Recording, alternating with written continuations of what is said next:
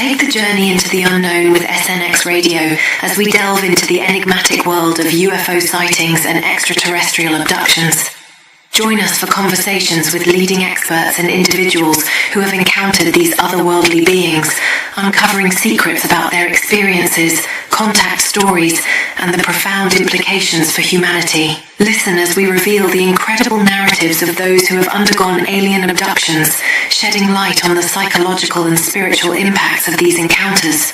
Explore the depths of consciousness and spirituality as we discuss how these experiences may connect us to something greater beyond our understanding.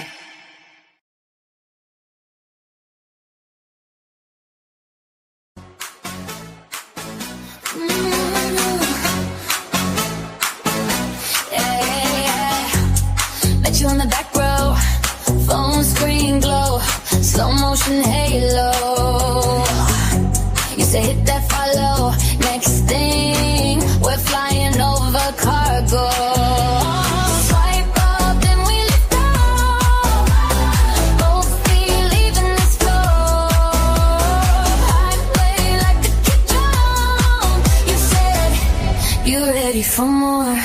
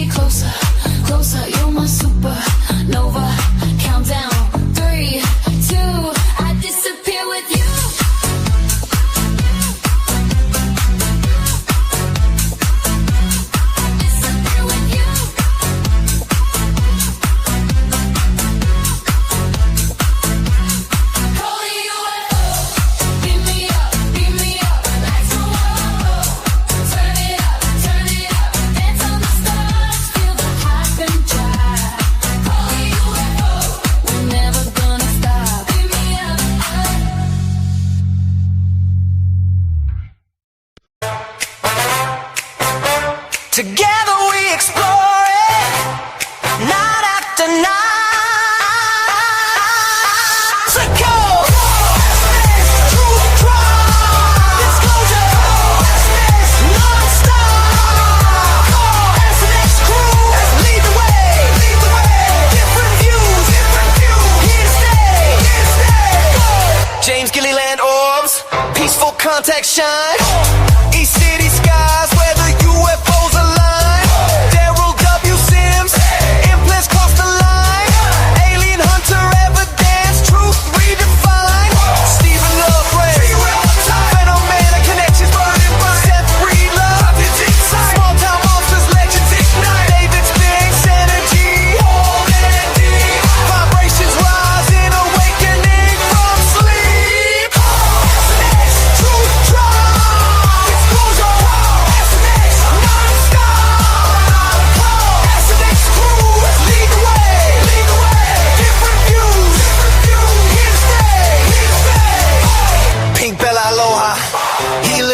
sleep. Aloha spirit spreading peace so sweet. Bigfoot, Michigan, Rob House, footprints clear. Sasquatch trails drawing ever near. Patrick Cross channel, messages, message from beyond. Crystal clear. Saskin films, gateway disclosure pure. Capturing truth that will endure. Wonder Bob retreats, consciousness sure. Expanding minds, opening every door. SNX, truth drive. Disclosure, SNX, non-stop. SNX crew, lead the way. Different views, here to stay. ColeyWeber, aka Coley UFO. SNX host supreme, uniting seekers in the truth dream. Amy Murphy, close encounters, share with grace, turning personal stories into the case. Ace and Kinsey, adventurer, chasing the unknown. Boots on ground where seeds are sown. Good old stealth, expert black project sage. Area 51 whispers, turn the page.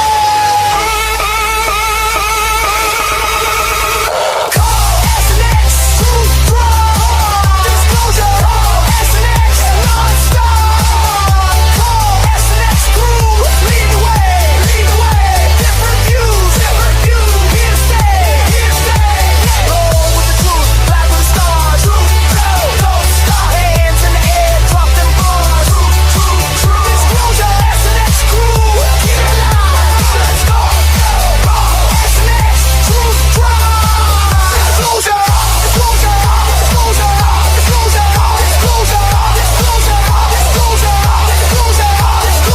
SNX crew, keep it alive. Let's go. SNX, truth drive. Disclosure. SNX, disclosure. SNX, disclosure. SNX, truth drive. Disclosure. Hey! SNX crew, BMR pirates. Lights in the sky, tracks in the mud. Are you ready? Stomp if you believe.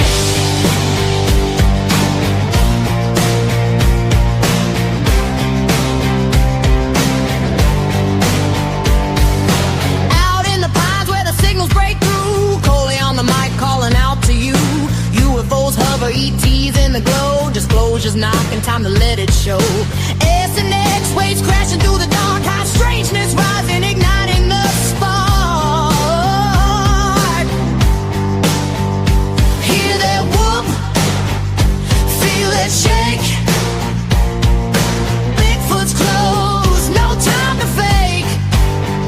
Stomp your feet, clap your hands. Squatching saucers across the lands. Coley and that fool, BMR in the fight. Chasing shadows through the night. From Michigan trails to the cosmic stream. We're breaking open the hidden dream. Stomp, clap, believe it loud. High strangeness rising from the crowd.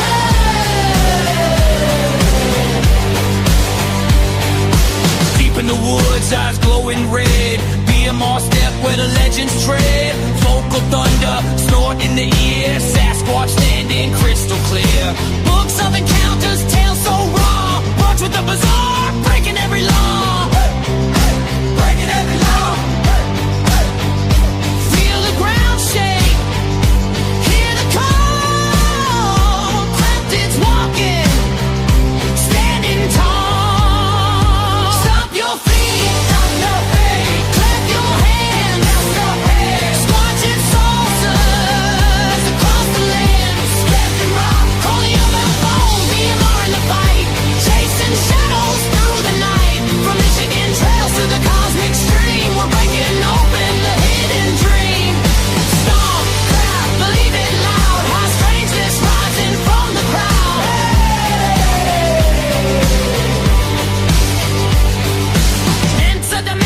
Interdimensional, they cross the veil, no conventional. Bigfoot, Michigan, raw. Coley on the air, together we're tearing down the stair. Take the journey, never back down. Truth coming, shake the town.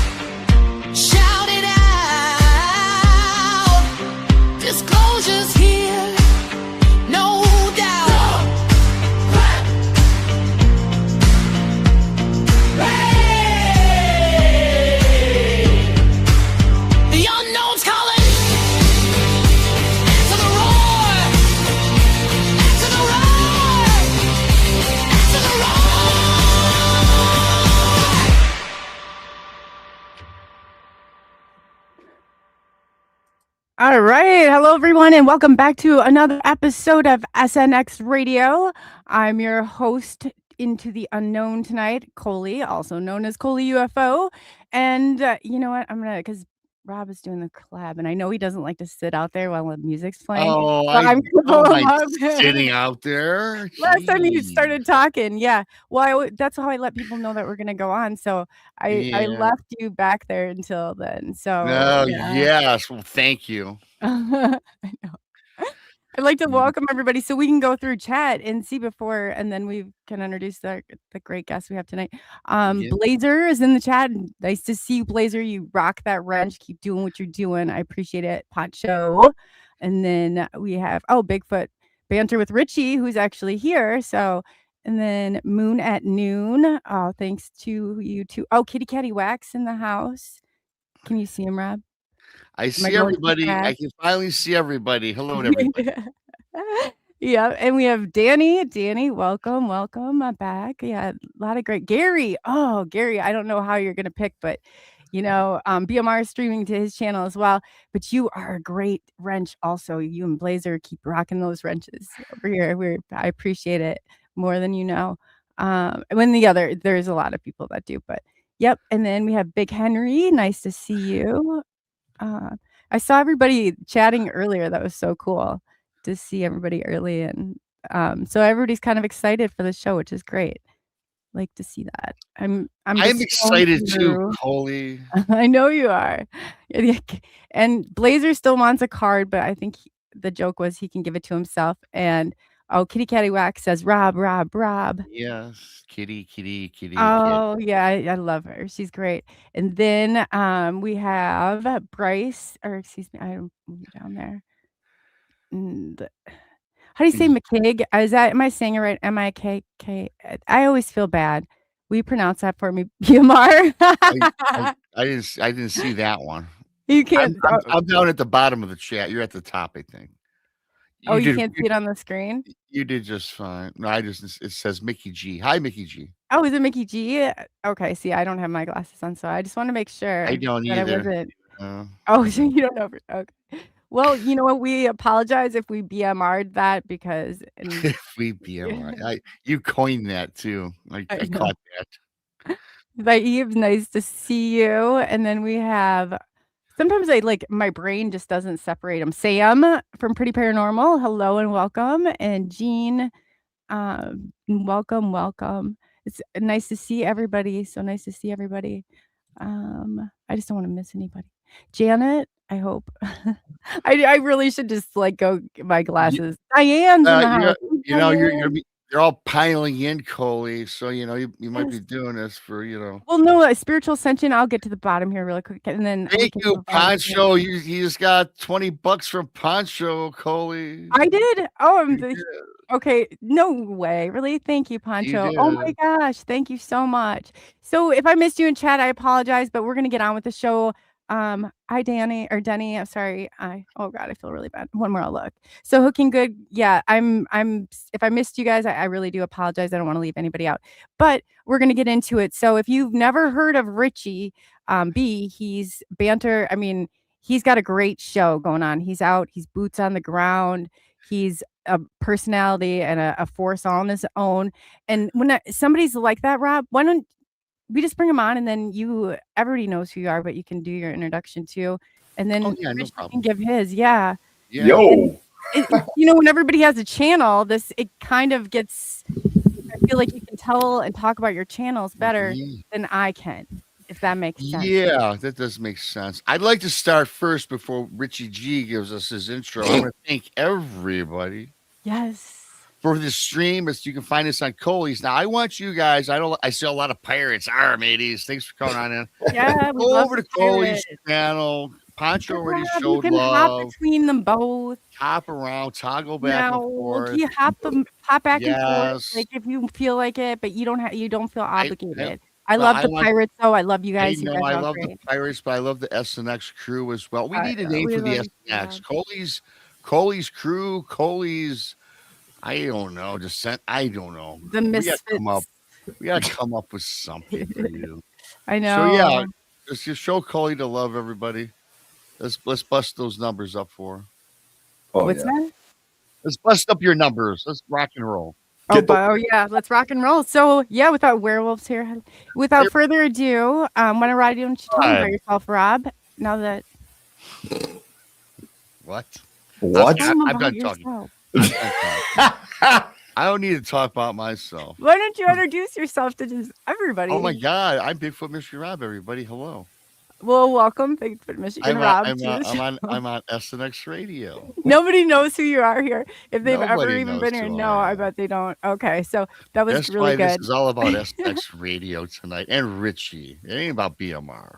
Take it back. BMR's sitting back and enjoying both. Hell no, man! Don't do that. Come on. I ain't here for that, brother. I'm here to hang out with you. Come on. Well, thank you so much. Honored to be here. Thank you for having me, Coley. Yes. This is going to be a fantastic show. So why don't you tell Richie, for those of you, because I noticed there's a lot of different people that I didn't recognize in your chat. I'm sure, I don't know if it's the same, but so my audience and Rob's audience, they can get to know you. Tell them who you are, what you do, and why you do it.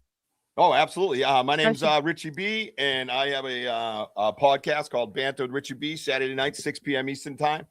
And I kind of started out with this stuff about almost 12. It's about 12 years technically, but I had experience with Bigfoot in my backyard in Bridgewater, Massachusetts, in the Bridgewater Triangle, southeastern Mass, man. It was absolutely wild. I got growled at, things thrown at me, I was like, what is happening out here? It took me forever to figure things out, it seemed like, but that's what we do. And we built a community based off of kind research, nice research, treat each other right. If you think Bigfoot's got 10 legs and funny ears, have a conversation, let's talk about it. There's no need to, just basically dump on each other in a negative manner. So we have a great community on the side. You can see like Sam from Sam's Pretty Paranormal. That's my producer, my executive producer of my show. And a lot of the people you see out there, Tubin and Mary and Previous, the list goes on and on as they come up, man. A lot of people. Thank you for your support, everybody. D-Hoot. I think we all know Elder Medicine Bear Claw. She's out there. Lightning's out there. And they just give you the support you need. And they come out with us live in the woods on YouTube when we do our investigations 1-2 times a week. We're kind of snowbound right now, but we got the itch today, as you saw. And we found some trackways driving around, and we went out and walked this place that was actually shoveled. so that was cool, but that's what we do. It's all about building a community. Shoveling the snow. Yeah, somebody shoveled it. I don't know. It's supposed to be the state's job, but we all know how that goes. You know what I mean? Nothing I wrote in the chat. They should have kept where are your shovels, boys, or something. They're out there. Yeah, I don't know. Where's your shovels? Yeah, it was crazy. But no, thanks for having me. And you can catch me on Bigfoot Banter, Richie B on YouTube. Like, subscribe, and always hit the notify button because I do a lot of pop-ups.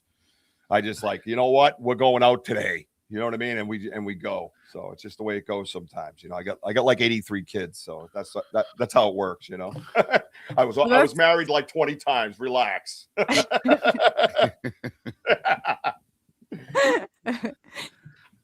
Well, I bet that's one hell of a Christmas and party that you have at your house. It's chaos. Yeah, it's chaos. It's chaos. I'm an old man and I got a 2-year-old. You know what I mean? So it's like, that dude right there, God waited to give me the one.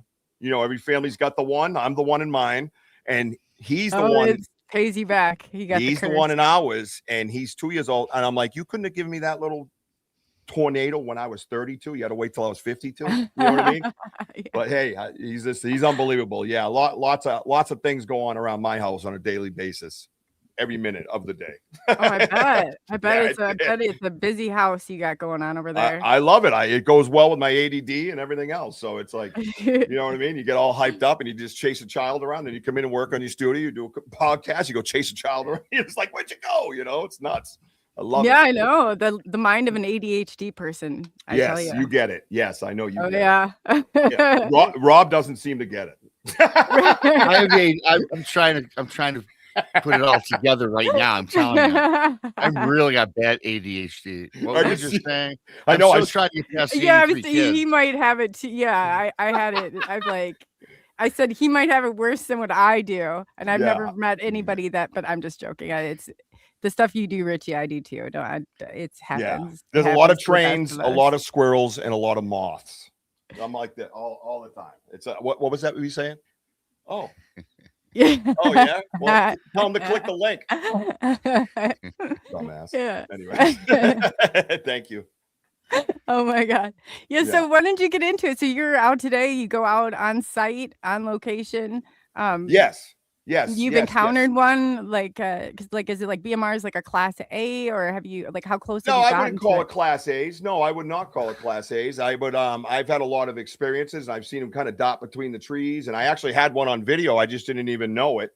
It was more of that silhouette with the conical head type of thing. You know what I mean? And that became with my first, I think, where I became a researcher. You know what I mean? Before, I was hearing things out in my woods, and something was walking around breaking things, and I was like looking out there going, what is that? And it was daytime a lot of the times. And then this one particular time, it was like 10 o'clock at night. I'm sitting by the campfire, and I heard it again, right? Yeah, Richie's Brady Bunch. You got that right, Benno. But I was sitting by the campfire. It was like 10 o'clock at night, and I hear walking. And I own, what it is, let me explain. I own 3 acres of land, and it abuts 94 acres of conservation. About a mile out is a major riverway. So it's nothing but woods out there. And I'm hearing walking around. In the daytime, you know, you might let it go by, you know what I mean? Or something. It sounded big. And then at night, it did it again. And I'm sitting there going, wait a minute. Now I'm looking for like a headlamp, a flashlight, right? Gotta get, what's up, Gianni? Kind of getting a little, like, you know, curious, like who's walking around my property, right? And it just, all of a sudden I hear this loud snap. What is that? What the hell is this? Who the hell let you in? That's my co-host Wojo. He's very embarrassed right now, and you should be. Go ahead, look at it. Look at everybody. Say hi.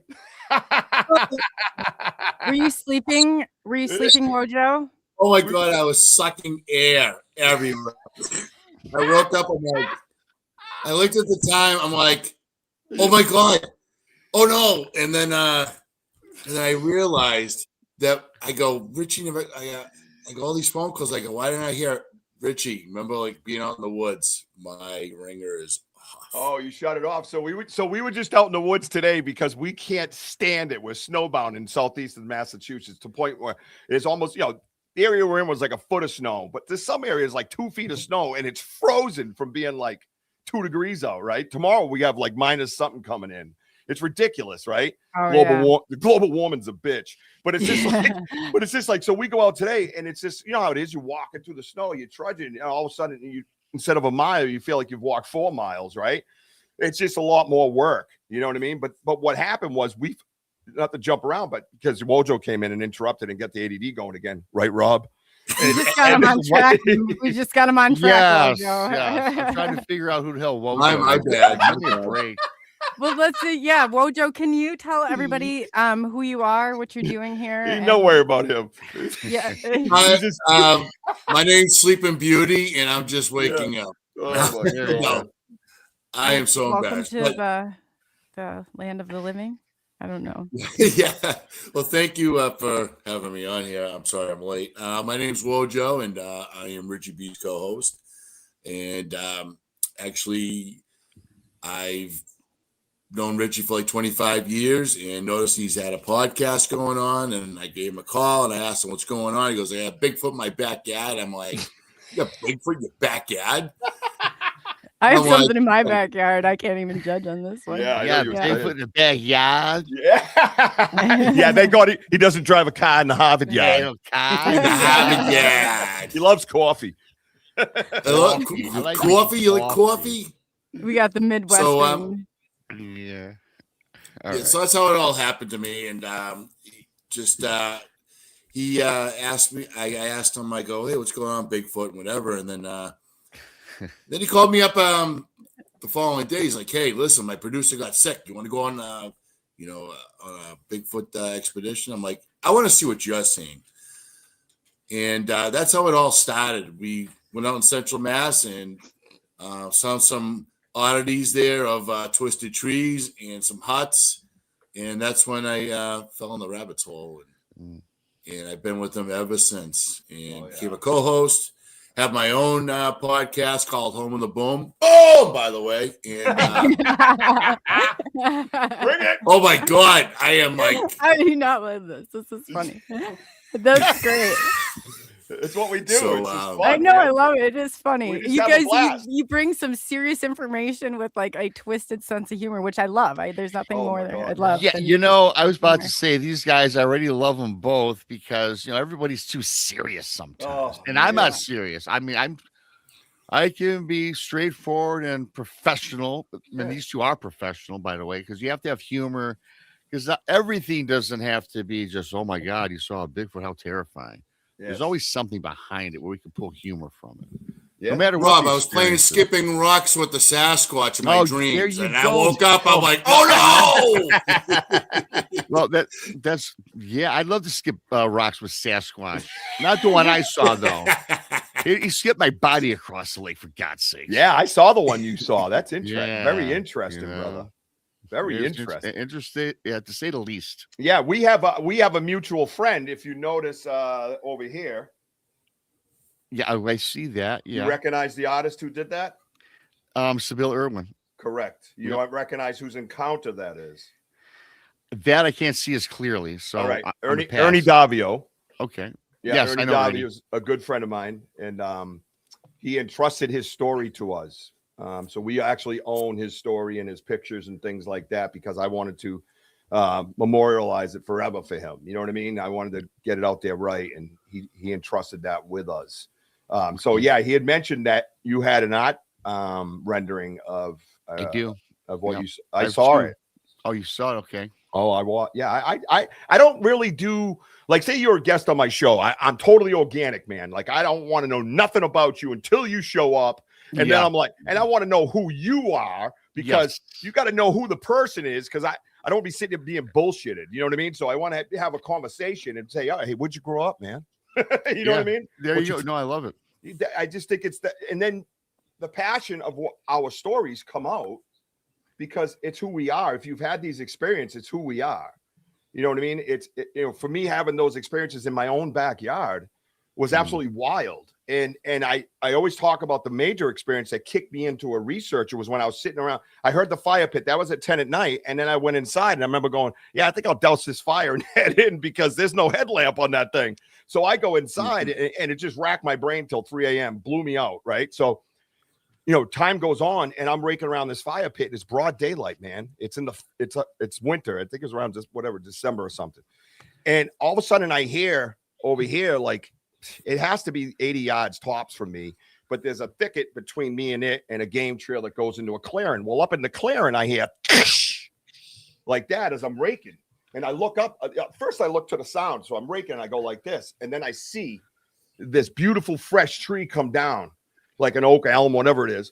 And it just came ripping down like 40 miles an hour. Bang, like this. And I'm frozen. I went kind of like manned up, you try to puff your chest. Oh, yeah, He got unpuffed real quick. So, so I grabbed my phone. I go, what the hell? I go, what's going on today? Because I've had this going on for years quietly where I didn't say nothing, but this is my big event that kind of launched me. Mm-hmm. And I walked over as a researcher and I grabbed my phone and I held my phone out there. I go, you can hear me on the video. Go, come on, where you at?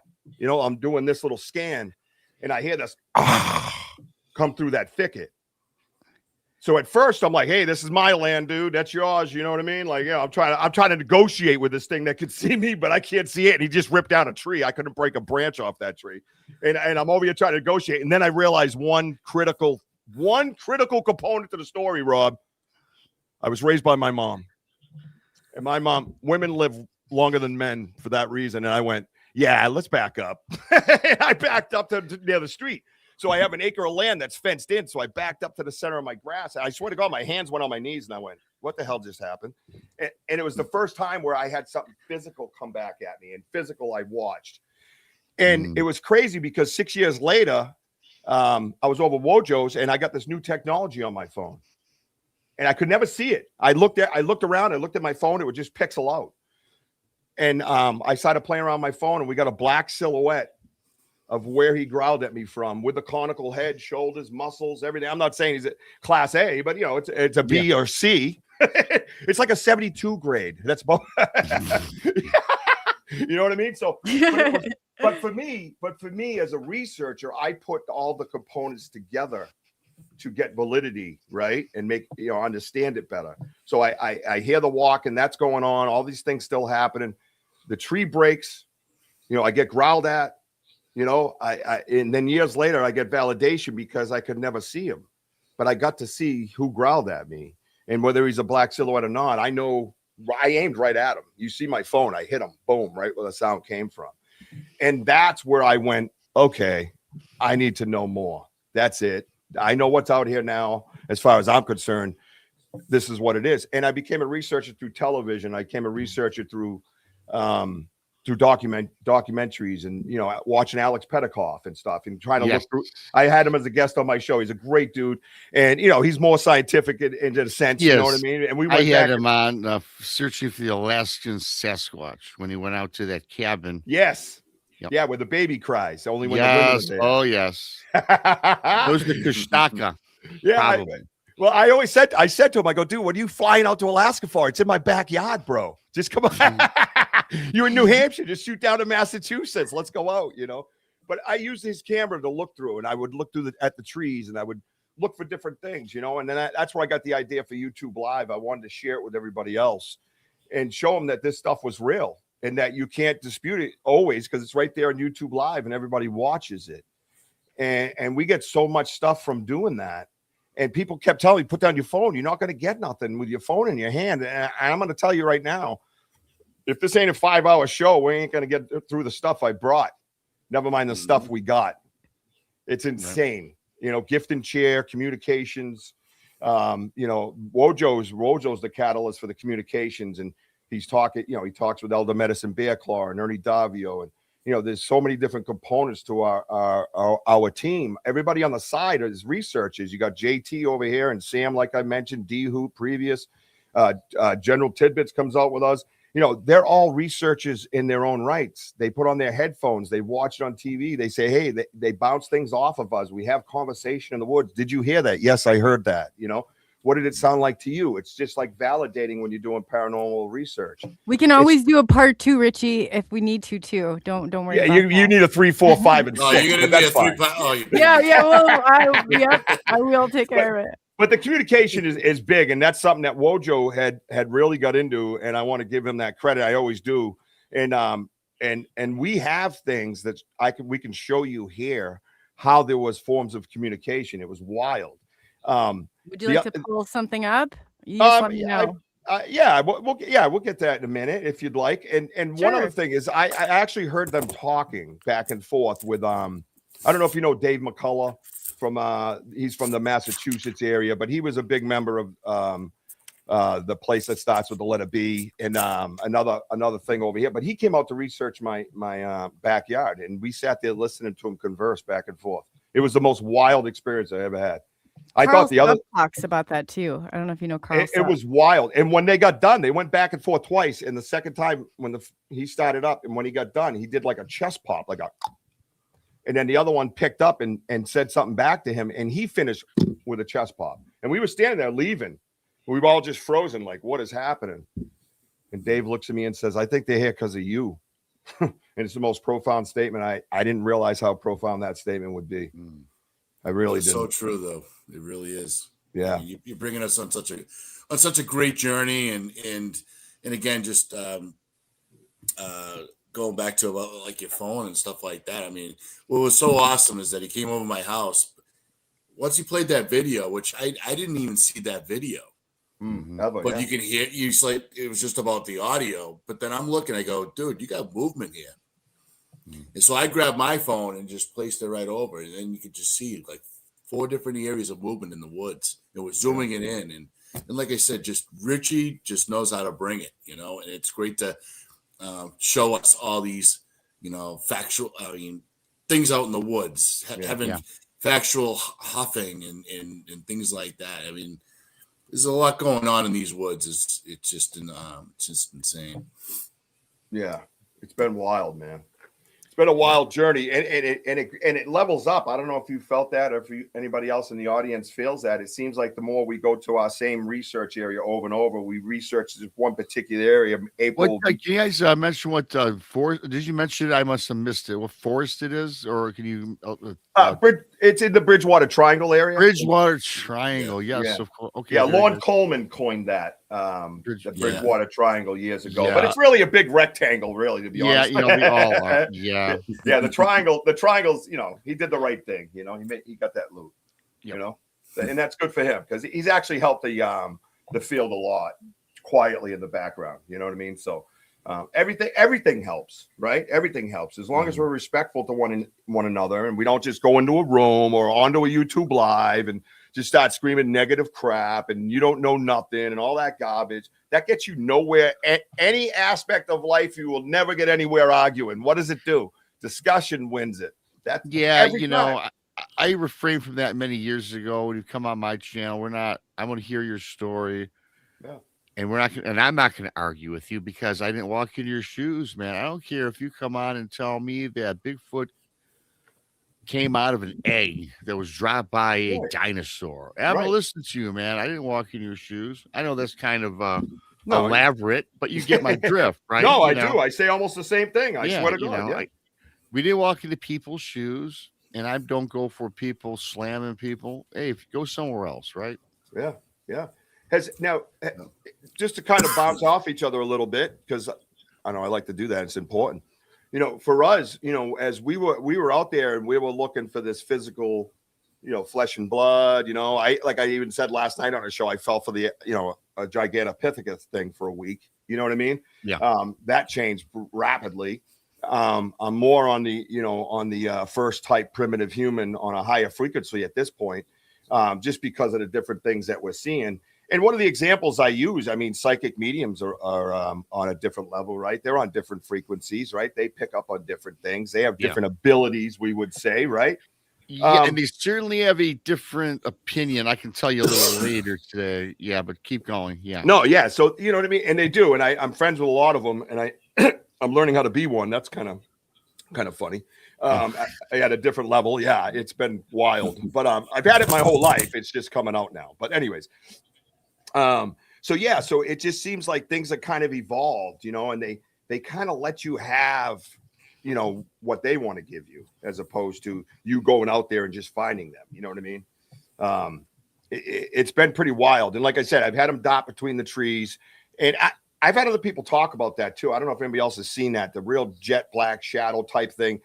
And the one I kind of saw go between the trees. Darker than dark. Yeah. Oh, Cole, you heard me say that before. No, that's what I call them. As a kid, I used to see them you can, in a pitch black room, you can see their outline.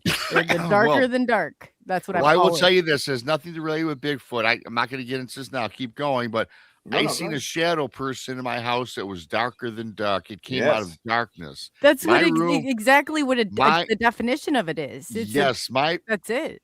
My room was pitch black. I made that purposely where I could just chill out and sleep. And out of the back wall, which was a mirrored wall, which was a big mistake, and craziness came from the mirror, and it was darker than the darkness of the room. That's when I was married back when I was in my mid-20s. That, you guys. Whoa. But I've seen them a few times. Like that can't be good when it's darker than dark. Like that just can't be. Yeah, Coley, you see the picture down bottom close up of it's supposed to say black silhouette, but I think I wrote block. But no, it's close up of okay, I'm gonna add it to the Yeah. So this is the end video. When I'm scanning around and I hear that growl, this is basically the picture we took out of it. And you could see him in the video as we scan back and forth. He does a little shoulder tuck, a little head movement. You could see those things. But when you put the tree break, the growl at me, and then years later, like I said, I didn't know this was even on there. You know what I mean? I knew there was something there. It had to be because it was so close to me that when I saw the new technology on my new update on my amazing Apple phone, I went over there and we started playing around with it. And we got the silhouette, the classic silhouette. Like I said, you can see the conical head, and in the video, you can actually see the leg move a little bit. He steps forward. You can see it come up and come down, and then you see the shoulders. And if you look through the trees where it's all grayish, whitish, and kind of blurred out, you can follow that shoulder right over to another area of darkness. You know what I mean? I didn't call it another shoulder because it's not another shoulder in this picture, but you can assume, I guess. And then you come down, you see a little cut and then the bicep kind of bumps out. You know what I mean? Kind of like when I'm walking around without a t-shirt on. You can barely see the right, you can see the left shoulder to your right, just barely sticking out. And then the video, it's going like this back and forth. Too. Yeah, you can see it moving, man. And it's crazy because, and I got to be honest with you guys, and I'm gonna make myself a little vulnerable. I got emotional when we found this because this is me jumping up and down, going, dude, I've been saying this, man. I'm telling you, you know what I mean? That feeling because. People just want to just laugh at you sometimes. Or I have friends that are polite about it. They're like, yeah, there's no such thing. Get away from me. You know what I mean? Real polite. And then they'll go. Right. Hey, then they'll go like this. No offense. Friend. Yeah, no offense. Right? Yeah. That is the worst phrase ever made. People can flip you off and say no offense, and everybody's friends again. It's amazing. Yeah, it's so ridiculous. But so to me, to put this with the other pieces of what I call evidence. Together as a story, that it makes sense to me. It wasn't just a noise that got muffled on my phone as I transferred it to other people, and they're like, "Yeah," I'm like, "No, it went through my chest." I'm trying to explain to them, But it was the extra piece to the puzzle, for me, and it was a lot.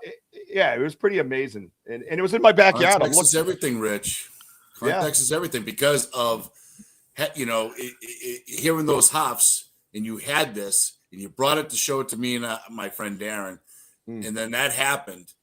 And put my phone as like, what do you call it? Zooming in. I mean, you could see the movements. And to see that, validation of movement, I mean, Richie just is emotional. And yeah, I mean, it's to go through all that ridicule and whatever. And you try to share. And it's not easy out in this world. With how people are, Yeah. But I thought it was awesome. Yeah, it was pretty awesome. I actually did an episode called Validation on my podcast for it, where we could talk about this story and share this story. And again, if anybody ever debates anything, let's just have a respectful conversation. You know what I mean? And it's kind of like what you said. I'm not in your boots. I would never judge you. You know what I mean? And that's why it's good to get to know the person. Right? You got to get to know the person. Like, if you don't know why I'm here or why I came out with my story after being quiet for 8 years and not telling nobody nothing, then you don't know me. You know what I mean? You have to know that story in order to understand the integrity of the man. Do you know what I mean? And it's like Ernie's story, right? I say Ernie Davio's story, and we have his shirts and stuff in our merch shop. And I made up the Ernie Davio collection, and it's called The Man in the Moment. Well, that's awesome. I love Ernie, man. I had him on a year or two ago. Fantastic. Yeah, I talked to him this morning, and that's the journey he was on is just fantastic. Wild, isn't it? It's so cool. He is so full of information. And I'm going to say that's the one thing I could say as a researcher. If you're out there researching, reach out to other people. Open those doors. Talk to people that know things. Talk to people that have been there, right? Just like regular life, right? Just do that. And then what you're going to start finding is, hey, I know somebody. We have experts in every area of this research field. We have his buddy down in Georgia works for the University of Georgia, and he's a tree expert. We could actually bring, how many people could say that? We could bring structure information to him, and he's like, "Yep, nope, that's weird." So we know we're on to something. Right? Everybody needs a good tree expert, right? I mean, think about it. What a gift! And then, this is just not natural, and it's not done by any fauna of the forest. Correct. Yes. That was very nice. It's not too often you have tornadoes and downbursts and things like that. Can we get that clipped? Time out. Can we get that clipped, Coley? Can we? If you say clip it, it should do that. So yeah, I'll mark it down. Clip it. Yeah. Yeah, I got to get that. I got to get Rob's one audio. More time, Rob. Rob, yeah. I got to get Rob's permission to use that on my show. I have ADHD. I forgot what I said. There's no such thing. Not even to say the letters right. I don't think. Train. No, I'll get it. It's like 40 something seconds, 45 seconds. Yeah. Sorry, Woj. I didn't mean to cut you off. I didn't want to. No, and you're streaming it to your channel too, Richie. So you have the full access to that. I have I got 2 kick-ass producers actually, so I'm sure they can clip that for me. Yeah. No, Rob but I sign can off get on it. It'll something. say Yeah. if Hey, you that- like something, just casually say clip it and it will. Yeah, I'm going to say something really quickly too, Coley and everybody. This is so awesome because this was Coley's idea, by the way, and we're streaming the SNX Radio, my show, and now I didn't know Richie. So you know what, Coley, hats off to you because bringing a lot of different audiences together, you know, with the different channels. And Yes. for me, I just want everybody to enjoy the experience of talking about these things because there's so many people that walk alone in the world. Yeah. And they don't know what they've seen, right? So when you do things like this in friendly collaborations, nobody is arguing. You know, you might disagree, but you know what? So what? You just you talk about, and that's how you come up with different ideas and theories, right? And the mystery will never end, in my opinion. Yeah, I agree. I think when I'm gone, it's still going to be a mystery until I'm on the other side. Then maybe I'll get the answers. That's my opinion. I think you will. I think if that's the direction it's heading in with all of our research, I think on the other side you'll get your answers. And Coley, absolutely kudos to you. You're an amazing human being, and the way you have just reached out and said, "Hey, I love your shop. I love your show. I love your research. You know, come hang with us." And just, you know, people just don't do enough of that. Seriously, because I'm doing it all the time. And I love it. It's just the way I was. But that's the way my mom raised me to be. So I'm out here researching, looking for Bigfoot, acting like my mom told me to. Now, if that ain't freaking nuts. Yeah, but no, but truly, you know what Richie, it was you that asked for Rob to come on here, and so I told you I would ask him, and it was like you know, so it was like I told team player. I thought it'd be great. Like I am especially people honored, in my Richie. chat, Honored. I love your stuff. I want his autograph. Yeah, no, listen. No. He's already said he's going to the prom with me, Wojo. Shut up. Ah, come on. You snuck it in there. Oh, my God. I missed a lot when I was sleeping. Rob, someone asked you. Yeah, you missed quite a bit. Yeah, you did. Yeah. I bet you Richie said it all in one breath. Books of BMR. Yeah, here. thanks, like, Cole. yeah, SNX. Yes, you I have have 2 them? books. Yeah, and they've got even like written in. I mean, Rob, see you guys. Yeah, definitely. No, I it's good. signed Very cool Coley's books. Yeah. No, I think it's great stuff because you go around and you watch other people and stuff, and you look for different things. And the one thing I look for is in here, you know, and I don't care what you're researching, what's in here. And I've listened to you talk, and I've listened to you talk about your mom, and I've listened to you know, tell your stories about your life, and you mix it into where you are today. And I think that's invaluable to the world itself. Never mind just Bigfoot. Thanks for that, because I'm glad you appreciate that. I appreciate it immensely because when I do a show, there's so many. For me, yes, you have to talk about these things that happen, whether it's paranormal, Bigfoot, alien, UFO. But when you do a show, there's a million shows out there, and I'm not going to say anything about any of them. But you have to have that uniqueness, and you've got to incorporate your personal life and style into a lot of these. Because let's face it, the audience is our people. Without the people watching, we wouldn't have shows. Right. That's why I tell everybody, thank you for watching the replay. Thanks for people that don't even participate in the chat room, because guess what? Without you, we're not going to grow, and we can't get our voice put out there in the universe. Right. So for me, I am as genuine as I can be. You know, if I met you in person, what you get behind the mic is what you get face to face. Yes. I'm not fake. You know, I do. No, I am who I am. Yeah, I agree, and I'm the same exact way. And it's just, I love it. You know what I mean? I love it. Like we do an event up in New Hampshire on Charm and Fear Farm, and it's like a Bigfoot event, but it's geared towards the children and stuff, and it's so much fun because it's geared towards the kids, right? And I get to I'm the MC of it now, right? So going on, I think it'll be the 3rd year this year. The first year they kind of kidnapped me and made me do it because my big mouth. But but now it's become a little pet project of mine, and I love it because it's geared towards the kids, the next generation of researchers. And I didn't even think of that. Quite honestly. I just never hit me that, you know, I'm going to take a 9-10-year-old and say, hey, let's go look for Bigfoot.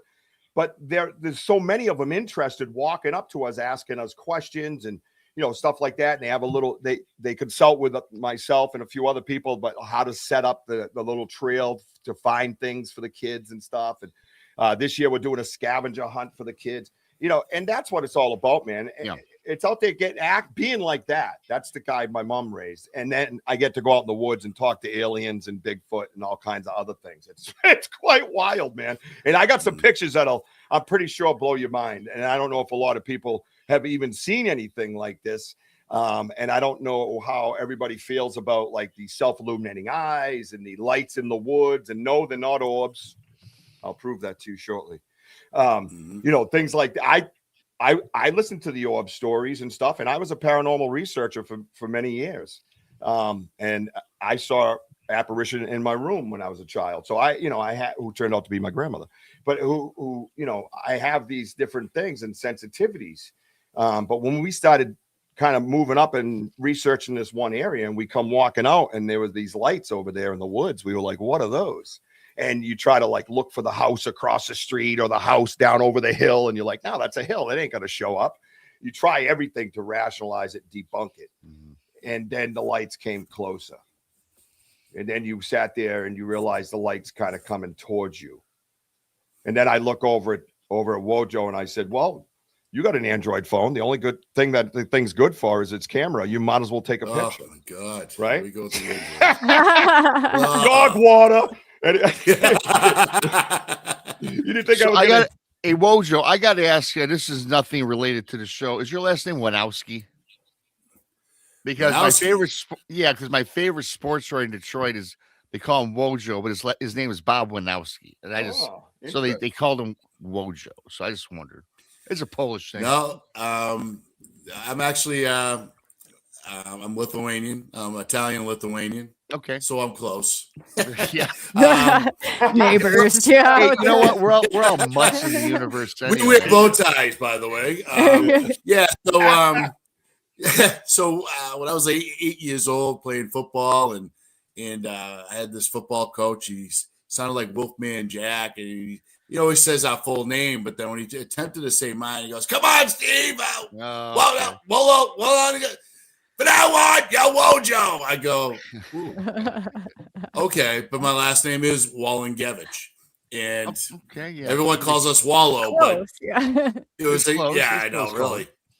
So it was a good catch right there, and Wojo just took off ever since, and forever. Softball. The funny part is, it's actually softball was we won a championship, and I had a little bit too much. Called mom, you're gonna have to pick me up. So she brought my brother, so they pick me up, take my truck, and my friends there, you know, they know me for like about 10, 12 years, and they're talking to, hey, Mrs. Wojo, yay, you know, Mrs. All right, Wojo. Stephen, it's time to go. He goes, hey, that's Wojo. It's not Steven. My mother looks at him dead in the eye, goes, that's my son, you ass. Oh, if I can say that. Yeah, you can say it after hours. Yeah. But she called him and it began with an A. Yeah. Everyone couldn't stop laughing. It's like, no, he's Steven to me. That's how imprinted his nickname is. It's Wojo. It's legendary around here. Yeah. We had our first question though. Rob, have you worked or did you work on Pawn Stars? Yeah, I signed autographs as Rick Harrison at Pawn Stars. Quick story: 2 Christmases ago, I'm at Kroger, and I always feel eyes on my back for other weird stuff. Yeah. But I knew this lady thought I was Rick Harrison from Pawn Stars. And I turned around, she looks at me, it's Christmas time, and I'm saying, yeah, you want an autograph, don't you? I'm Rick. Oh my God, let's take a selfie. I gotta send my husband. I'm with Rick Harrison. What are you doing in Michigan? I said, I'm visiting relatives. So I did a selfie. I signed her arm, and I signed a grocery list. And yeah, I did. And I signed as Rick Harrison like 10 years ago at the ballpark. Some guy argued with me. Some guy in the grocery store asked me if I was Rick Harrison. I said, no, I'm not. I'm BMR. No, just kidding. Yeah, right. But, you want me to sign? But you know, this guy wanted to fight me because he thought I was a Hollywood hypocrite, some idiot that was trying to avoid him. Dude, here's my driver's license. I'm not fighting you. I am not Rick Harrison from Pawn Stars. That is awesome. Literally, it's weird. Disrespecting me? I don't think I really look like the guy. Maybe I do, but people seem to say that. I've signed about 15 autographs in my life. That is amazing. That's amazing. Who is it that I they charge think you look $50 like? I have to a look up a picture. picture. Yeah, I don't think I look like him. Rick What's Harrison his on name? Pawn Rick Stars. Harrison? Okay. Yeah, it's not Yeah. Pawn. The dude on Pawn Stars. Yeah. I'm going to get one of your books, and I'd like you to sign it, Rick Harrison, please. It'll be Don't worth. disrespect me. I'll be Chum Lee. Let's go. We're out. AKA. Oh yeah, Chum Lee. Yeah. Yeah. After I bail you out of jail for dealing meth. Yeah, well, you know, things happen. Those things happen. It was a Monday. Relax. Yeah. You know, The Monday. freaking Mondays. Oh, I could. There's some pictures, Rob, where you put a bandana on him, and he does like a lot of like. Yeah, well, I can maybe see could- that. maybe Oh. like my brother. Maybe I don't know.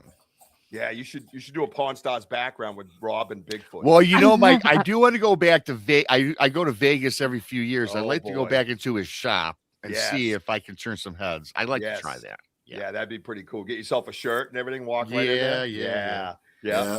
And- Do you I'm guys sure wanna Rich his next intimidation will be like Axl Rose. I'm retired and I live in no, Michigan. hey man, I seen Axl Rose the latest video, and that's horrible. I feel bad for the guy. I had to turn Oh, it I off. loved Axl Rose. I loved him in BMR? the day, but now he just ain't the same. You know. that. yeah. What do you guys think? Do you see? Oh come Rob? on.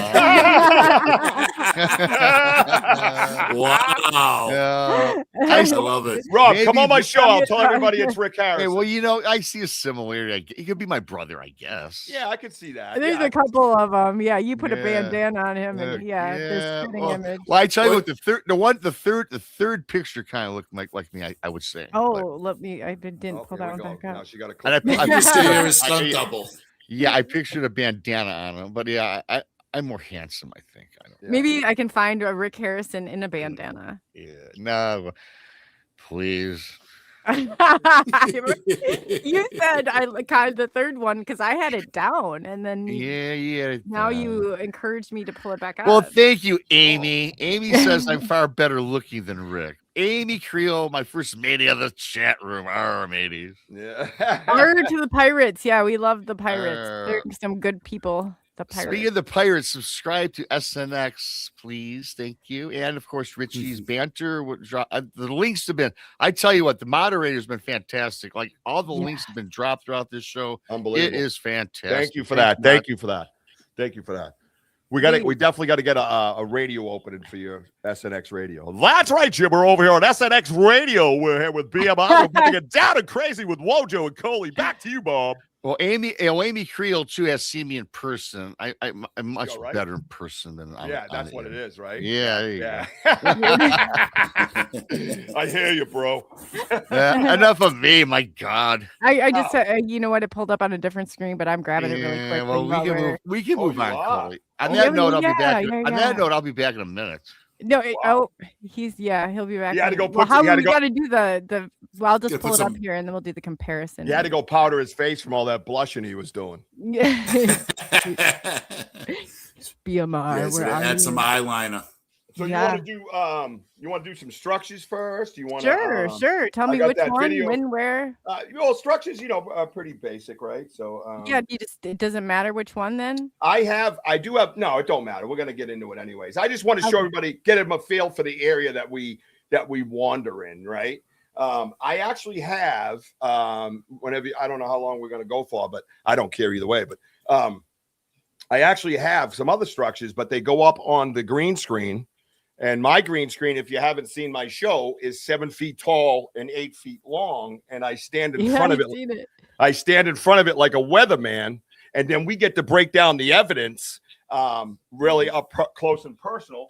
And I got my Okay. little natural pointer right here. And if Coley sees fit, then I will do that tonight. Sure. Everybody. How do you get it out? Is it easy? Like roll down or something? Oh, or- no. My wall, I'm in my basement, and one whole section of my wall is painted green screen paint. Oh, no So way. it's all cement, yeah. And then my camera is just on it was an old swivel TV bracket, so I just grab it and swing it towards it, and I get up, and there I am. It takes 2 seconds. Oh, okay. Yeah. I had to, because before I was like setting up my tripod and stuff, and I'm like, nah, this ain't gonna work for me, man. So I just got all dialed in with the OCD and the ADD and the HDHK, elemental P, and all that stuff. Yeah, it all started kicking in, and I hear you. I feel you. I'm like, oh, I know what I can do. You know what I mean? So no, that's a real cool way to break down evidence, and it gives everybody a personal feel to it. And then when they see something, they can say something, but they're educated in a sense because it's so big and coming at them. You know what I mean? So, but this is an area that we're in, and this is generally what a lot of the area that we're in looks like. We have different sections. We believe that there's a lot of learning going on. We believe there's a lot of deer trapping going on. You could call them clan markers. You call them all those different things if you like. But we know one thing. To us, this isn't natural. There's an area called the high school, the college, the university, the community college. So the high school started out in my backyard, and then we have jumped around to different locations, kind of following the activity. And that's where we ended up to where we are today, where we've gone in there once, twice, sometimes 3 times a week for 2 years come April. Boom, boom, boom. Just kept working it. Gift and chair, recordings, the whole 9 yards. And it's all on YouTube Live. Like I said, everything I say to you here, you can go on YouTube Live on my channel and just watch it. It's grainy, it's shitty. I get kicked off a lot, but I'm not editing. I refuse to. I won't do it. I just want you guys to see and hear whatever we see and hear. And that's the purpose of the giant green screen, because sometimes they don't catch it because I'm in the woods and I don't have great signal. I want to bring it to my audience they're my friends, really. I don't even like calling my audience. You want to set it up? Yeah, I don't necessarily have to set it up, but these ones here are too big to get on there, so I figured I'd just go through them real quick. Yeah, that's okay. And you can see that one's crazy. Yeah, and this is the inside of that one where it's interlock. Interlock is a lot of things that doesn't fall in order as you would think they would as a hunter or snowfall. These are things that are literally interlocked. As you can see on this one, the back end of it was locked as well. So there was no sequence. Of course, this is the classic T. Yeah, see the back end of that? It goes through another set of 2. So these are the types of things that we look for. And then we can actually stand there and you can number the logs, right? What tree fell when, blah, blah, blah, And because you have a tree expert, right? That as well, yes. Yeah, it's very important. Cool. Because you can't get caught up in your own brain, and people look at you like, he's trying to bring this forward and trying to talk about this and get famous. What did the tree expert say? Like, what was their analysis of it? Joe, which one did he talk about last? Wasn't that the one that was twisted with the bark regrown over it? Yeah, yeah. That he said that he's never seen that before, and it looks like that the tree is healing itself. Yeah, because it's rebarking over the fibers. Yeah, so when the fibers are twisted, you can see the bark just growing over it and healing. Yeah, and he's never seen anything like this. And when I mean down the south, I mean you're talking Arkansas, Alabama, Mississippi, Louisiana, everywhere down the south, and to look for those invasive bugs that come from Asia. That's his specialty. So, but he's been out in the woods for almost 30 years, and to see all these structures that we show him, it's amazing. Especially the thickness of the trees. They're over between 5 to 15 to 20 inches in diameter. I mean, it's insane. Yeah, these pictures that you see. Yeah, it's pretty wild. And the next one, you can hold off 1 second because that's a light, and I might be able to get that in my background. It's quite wild. Oh, I just want to say thanks to Chris Sadley for becoming a SNX member. Thank you so much. Awesome. Nice. Go get it. Welcome. Love that. Good stuff. So then we get into some of the and I'll show you a structure in my backyard that'll absolutely just blow all the theories out of the water. It's just wild. And I stood there staring at this thing. I couldn't tell you how long I stared at this thing. It was absolutely wild. And it's called the Dream Catcher, which you'll see on the big screen, by the way. So if you jump over the middle one, there's the next one. It says close up, go to the rectangle. The rectangle has become something of a form of messaging for us. If you look up the rectangle in spiritual form or indigenous peoples' history, which, again, we work very closely with, Elder Medicine Bear Claw, Ernie himself, who's Cree, and many others. We reach out to people and have conversations, and it's very important to expand. So this is basically at 2 different locations. We had a gifting chair we've had for a long time, and we have recordings and everything else that'll be coming out soon. We just don't know. I'm not comfortable with releasing them really at this time, but I will. But anyway, so we had to move the gifted chair because a hunter moved in, and this is going to sound bizarre, but it happened. We go over there. There's the hunting chair. We're like, what the hell's he doing here? You know, so which he has a right to be. It was just like weird, you know. And we look over, and nothing's really touched over on the gifted chair. But you know, we had one thing that was touched on the gifted chair, and it was a cross that we had put on there, and this cross was pointing to a tree behind the chair. And we kind of follow where it was pointing to, and we look up the tree, and there's this whole rack of like a deer vertebra, almost a complete spine hanging from the tree. And we were like, whoa. So immediately Mojo goes into research for him and starts, finding out what that means, you know. And at that time, I was walking around looking for other things too. And I looked over, and the one on the right, I noticed this rectangle that's on this arch. You see it. And it was made. It was pulled out of the ground. It was laying on the ground, and then picked up and leaned, and it made this rectangle that went to this arch. So long story short, we took the chair, we went to a location, we hung the spine back up. We came back, nothing. The only thing that was moved was the cross. And I had said, we got to go towards that peat moss area, I kept saying. And the second time, when we had moved it, and the cross, the second time we seen the cross move, it was pointing right in the direction of this peat moss. I said, dude, that's the spot. We got to go there. So we go running over there. We set it up, and we hang the spine back up in the tree. For some reason, if you look around my head, we got all kinds of shattered bones here with no bone marrow, no teeth marks, nothing. These are just shattered, and we don't know how they got shattered in my area. There's not anything big enough to do that. So I would have kept the vertebra, but for some reason I knew, I don't know. I just put it there. I just knew I wasn't supposed to take it. So we hung it back up. We left. We come back, and we're standing next to the chair. And Wojo looks up. He goes, Rich. And I look up. And he goes, and I went, oh, my God. He goes, that's like the other one over at the chair that we just moved from, right? I said, dude, they wanted us to put it here.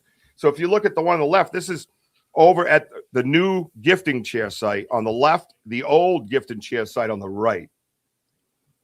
Sounds totally crazy ass tinfoil, but I'm telling you what, that shit happened.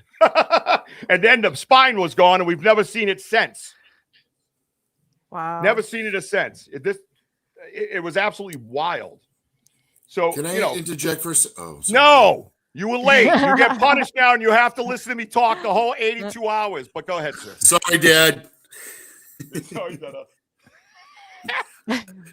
No, just to follow up on the rectangles, it symbolizes the.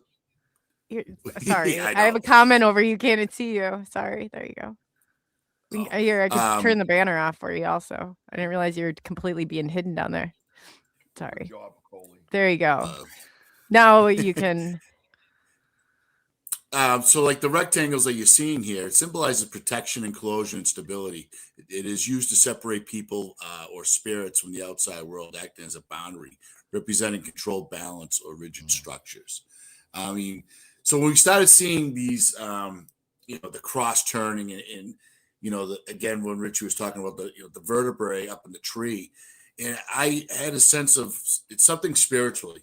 So that's when you just go into Google and started like finding out what it means spiritually or more indigenous way of why that these like the bones up in the tree, it's death, death and rebirth. And and having the cross turned and our friend Andy, I look up and it was pointing exactly to those bones. And then we move it to the second time. Again, the cross, I couldn't find the cross because it was off the chair. But I removed some leaves. There it is, perfectly slanted to the direction where we put the bones, and it's basically telling us, to move it again. And like Richie said, and this is what we got is they put up the rectangles again. It's fascinating. Yeah, it's mind blowing, and it's not like you're reaching for things. You're just trying every aspect. You're trying to fill every box, check every box that you can. Reach out to experts about trees, reach out to experts about feet, reach out to a linguist about what you got on the recording. Google something, try to get information, reach out to Elder Medicine Bear Claw, talk to Ernie W. You're trying to bring it all together. It's not about, trying to make up a story. We're trying to find out the story. What is the story? What are the facts? Right. This is research. It's the definition for research is the quest for facts. That's what we're trying to do. So if you're trying to find facts, you better look everywhere in order to get them. And that's especially with something so complex as this, right? It's wild, Definitely. I don't know if I can. So that's pretty wild. I thought that was significant to bring up the fact about, the rectangle. And if anybody else out there has any experiences like that, reach out to us. Let's talk about it. Let's converse. Let's have that discussion. Obviously respectfully, and see what we can get to, research with us. We love that. We love having that conversation with people. And then, as things went on, we're stuck like this. No, you're not stuck. You're good. I got it. I removed the pictures. Now you're back in. You could keep making that Rick Harrison meme of Rob. That's fine. Go ahead. Oh, yes. Thank you for reminding me. Oh, boy. This will be great. Yeah. So then BMR's multifaceted. Multifaceted. I almost forgot. Yeah. Thank you for reminding me. Yeah, I got you. It's all right. I got this. Thank you. I do my own show too. I don't know if you guys know that. Hi. Yeah, Bigfoot Banter with Richie D. Please subscribe. He said D that time, and last time he said G. Can we get the B right, please, sir? But he BMRs it. I love it. Somebody said earlier, BMR, if you could say do it. Do it. Is that what it is? Okay. I knew there had to be something if somebody brought it up. I had to grab it. So take Richie B as in boy, do it. How's that? I'm gonna pull up the picture. Yeah, just do it. Just do it. Where does it come from, Rob? Yeah, what's that? I know what it is. Do it. Where's the do it come from? Just do it. This way back, Nike era. Oh, Michael Jordan, just do it? Yeah, that's right. Yeah. Is that where you get it? Oh, okay. I don't know. It was a slogan for Nike. I don't know if it was Michael Jordan. I don't think it was Michael Jordan. I don't know. I thought Michael didn't. Probably was Michael. Probably coined. He coined everything with Nike. What do you guys think? I thought it was from the movie saying, "Hush, do it." What the hell did this show turn into? Thank you, Gary. Thank you. That's a riot. That is amazing. I love this. It's all good. I found this one. Yeah. Rob will put me back full flight. Thank you, BMO. I got some words for Coley backstage. Just kidding. Just kidding. Hey, man, if you can't laugh at yourself, right? I think it's a good picture of you, Rob. Well, thank you, Coley. It ain't me, but thank you. It's not me, I swear. No, that's awesome. But I'm just checking some. I don't know if I can see I see him now. But so then what started happening as we went along and we created this gifting chair, we started getting these recordings. And there was a time where we stopped for a little bit. It was strange because you feel loyal to them and you don't want to you feel like you're sneaking, you know what I mean? But we took a recording and we put it up underneath this metal chair on an earth magnet. And we came back and a couple of times this had happened. They found the recorder and things like that. That's why I believe frequencies involved, being a paranormal investigator and things like that. There's a lot of frequency involved. And and we come back and the battery was ripped out and the battery pack was ripped and I had it buried pretty good. There was no way a human could have found it. And then the recorder the wire was kind of ripped and stuff. But anyways, I get it back home and I heard the most outlandish things on this recording. And it hit me that what I was listening to wasn't the Ohio howls or the whoops or anything like that, or mimics or anything like that. They didn't know the recorder was there and they were going about their daily life going back and forth. And I played I think it was 1 minute and 25 seconds of that on one of my shows so I could encrypt it into YouTube, take that episode and put it in a Google Drive so it's documented that we had it at that time and things like that. Plus we had, I believe, 66 views real quickly. And I'm sure I had 66 witnesses because to me it's historic because they don't talk to each other like we think they do. They don't talk. Even like what I heard that day in the woods was not the same as to what we heard at that chair. and it was a family unit, and there was four of them, we believe, going back and forth, and it was quite astounding. So we're trying to find a right way to release that, and I've held it close to my vest for a while, and it's in like 10 different SD cards and 10 different locations and all that stuff, so it's well protected. But those are the types of things that we try to do. On the gift and chair, we also have we also use like peanut butter and zingers and things. And I had done that right away. That was my first gift, was oatmeal raisin cookies. It's just in my backyard. I didn't know anything. And a lot of people frown on the food thing. You do your thing, we'll do ours. You know what I mean? So we've gotten a reaction from that, in a sense, where we've built this relationship, in a sense. And the peanut butter is funny, because when we first left the peanut butter there, we noticed, it was unscrewed, and we would leave a stick like they needed a spoon. That was the funny thing. And lo and behold, they actually did use the stick. And it was wild. And it was like, well, we thought something was using the stick. And I was like, well, what the hell has a hand that's using a stick? And I know raccoons are funny people. You know what I mean? They'll get in there and do their things, Anyone has crystal clear legit footage? Does anyone think footage will eventually be obtained? It's very, again, I may I comment on that, because I'm talking? It's to you. Yeah. Oh, is it? Okay. Well, no, thank you, Spiritual. And Mojo. Yeah, So this is my opinion on this. You're getting a lot of that not so clear things because there's frequency involved. That's as simple as that, as far as I'm concerned. I did paranormal research, and I had many things that were crystal clear in my eyes that came out blurry on my phone. It's a frequency, that's the way I feel. I don't know how you feel, BMR. I agree with that. The frequency always makes the blurred pictures, this, that, and the other, the missing video. I don't like this term blob squatch, so it's not in my vocabulary. But I will tell you this. I had MK Davis on my show, and MK Davis, of course, for me personally, the best footage out there is still the Patterson Gimlin film. And if you watch MK Davis, how he breaks down this incredible video, he does all these different things to it to enhance it. And when you see this Sasquatch, you can see the sinew in the legs moving. It doesn't walk like a human. I mean, you can see muscles twitching. You can see the hair moving about it. It is a spectacular, because if you go to MK Davis on his channel, it's called Green Light on YouTube. He brings it. He's been doing this for years. He's a fantastic photographer, and he spent his entire life researching just the Patterson Gimlin film. And boy, it brings it to life. I look at this creature, this Bigfoot, whatever you want to call it. It's not human. It's not an ape. It's something else. Mm-hmm. And I find it to be incredible. So for me, that's enough evidence in my mind.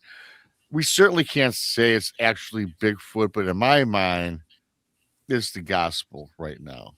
Because, in today's day and age, I don't like looking at video anymore. I don't like looking at pictures anymore, only because of the advent of AI. Yeah, AI is gone. AI, yeah. God. Destroy the community. It's kind of, you know what it does, you guys? It makes it harder for the researchers. Because if you come up with that shot that is legitimately Bigfoot, people are going to call you out and say it's AI. So for me, even when I have guests on the show, you can show the pictures and people can make their judgments on it because it might be blurry. But I agree with you in the aspect that these things have so much energy. They have, and I believe in it. I was talking to Ron Moorhead. We talked about the quantum Bigfoot. They convert that mass into energy where they can move all around, appear invisible. How the hell can a Bigfoot travel 3 miles in 3 minutes? That's the question. That's the question. Mm-hmm. So I guess what I'm alluding to is I think it's got the supernatural element to it as well, the spiritual element. And I just think it's something that's, I will say, I'm not in the ape camp. I'll leave it at that. But yes, because this is profound energy. How many times have you guys been in the forest and your video cameras have been fully charged, 15 batteries, Dead. and all of a sudden dead in a minute. Your flashlights don't work. Oh yeah. Your GPS on your Paranormal phone does is the same. wacko. And it's paranormal UFOs elements do the as same. well. Yeah, it's crazy. You know, They it's definitely can affect electricity. It affects 100%. electricity, all of these things. Yeah, all of them. Hey, listen, briefly, what happened to me when I got blasted with that, I don't know what you want to call it. I don't think it was infrasound. I saw through a filter of black and white. Time stood still, which felt like hours, right? Oh, Couldn't wow. see. I couldn't move. I was paralyzed, right? When this thing roared at me. Oh, wow. You know, and it wasn't anything. It was an energy. An energy I've never experienced in my life. Yeah. You know, and people ask, how come you stop to get that picture? You know, I love that one. Go jump off. Oh my God. Hey man, I'll throw you in the boat. I'll throw you in the boat that I was on. How about that? Yeah. You know, you just don't think about those things. No, man. No. And if I would have snapped a shot, it would have been blurry anyway. You know, I know that is a fact. Yeah, you know that. You know, what do you think, Wojo? How you feeling today? How am I feeling today? Yeah. No, about that question. Good. About that question. I mean, answer it today. Let's go. Yeah. Well, wake up. You know, I believe there's their flesh and blood for what's out there. The energy is second to none.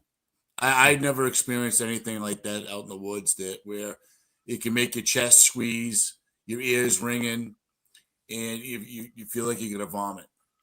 And whatever's out there, I mean, we've heard this hums like that goes right through your body, and especially this electricity sound that we've heard. Richie kept saying, I'm hearing electricity. Yeah. I'm like, what are you talking about, right? So our friend Lisa, we told her to let out a whoop. She lets out the whoop, and all of a sudden I hear this you could hear like this electric sound. And I looked at Rich. He goes, "Do you hear that? Do you hear that?" I go, "Oh my God, I do. I've never heard anything like that. It was wild. In the middle of nowhere in the woods before." Yeah, we recorded it. It's on your. Yeah, I recorded it. Yeah. So again, the frequency is again, I always say about the intelligence scale. Us humans are like 11 for an intelligence scale. You have the orcas and the dolphins are like a 13. What we're dealing with is in the 20s, where we just can't comprehend of what's out there, and it's going to take centuries and centuries of research to figure out. Or just never. Or never, yeah. And people that have their sightings, guys, is that you hear 8 feet tall, 9 feet tall, in their mass. I mean, just imagine. Oh my God, my God. Are you okay? Yeah, get away. I'm gone. Wojo. So that was your phone? I thought it was you. I thought you fell off your chair. But just imagine something with that much girth, I mean, that big. Oh man. Give out that energy. Hey man, listen, that's what I try. I don't try to explain this to any. I don't convince. I'm done convincing people. I quit that game 4 years ago. That what I saw had been 9 foot tall, robust, 4 feet in width. Right, it was a massive creature. Whoa. And it had this big head, and I'm 90 feet away, and people say, "Well, 90 feet." I'm like, "Yeah, 90 feet from first base to second base in baseball." Well, that's how did you see the face so clearly? Because the mass was immense, 9 feet tall, 4 feet wide. It was brilliant. It was a brilliant blue, perfect day. And what I was telling you guys, how I couldn't move it was a brilliant, beautiful day. I seen the emerald green forest. This creature had reddish brown hair, had a gray face, offset, looked like a human at first. Yeah. And but when it roared, it dropped its mouth, it roared, and I got hit with this shockwave. My girlfriend fell off the boat. If you guys didn't hear that part, I'm not going to tell my story. Fell off the boat. I get hit with it. But you guys, here's the thing. The brilliant colors of the day left my vision. I saw through a filter that was black and white and grainy. Wow. And my girlfriend is in the water. I'm trying to get her. I can't move because I was under a grip. Wow. And I felt it lasted for hours. It probably lasts 20 or 30 seconds at the most. Right. Wow.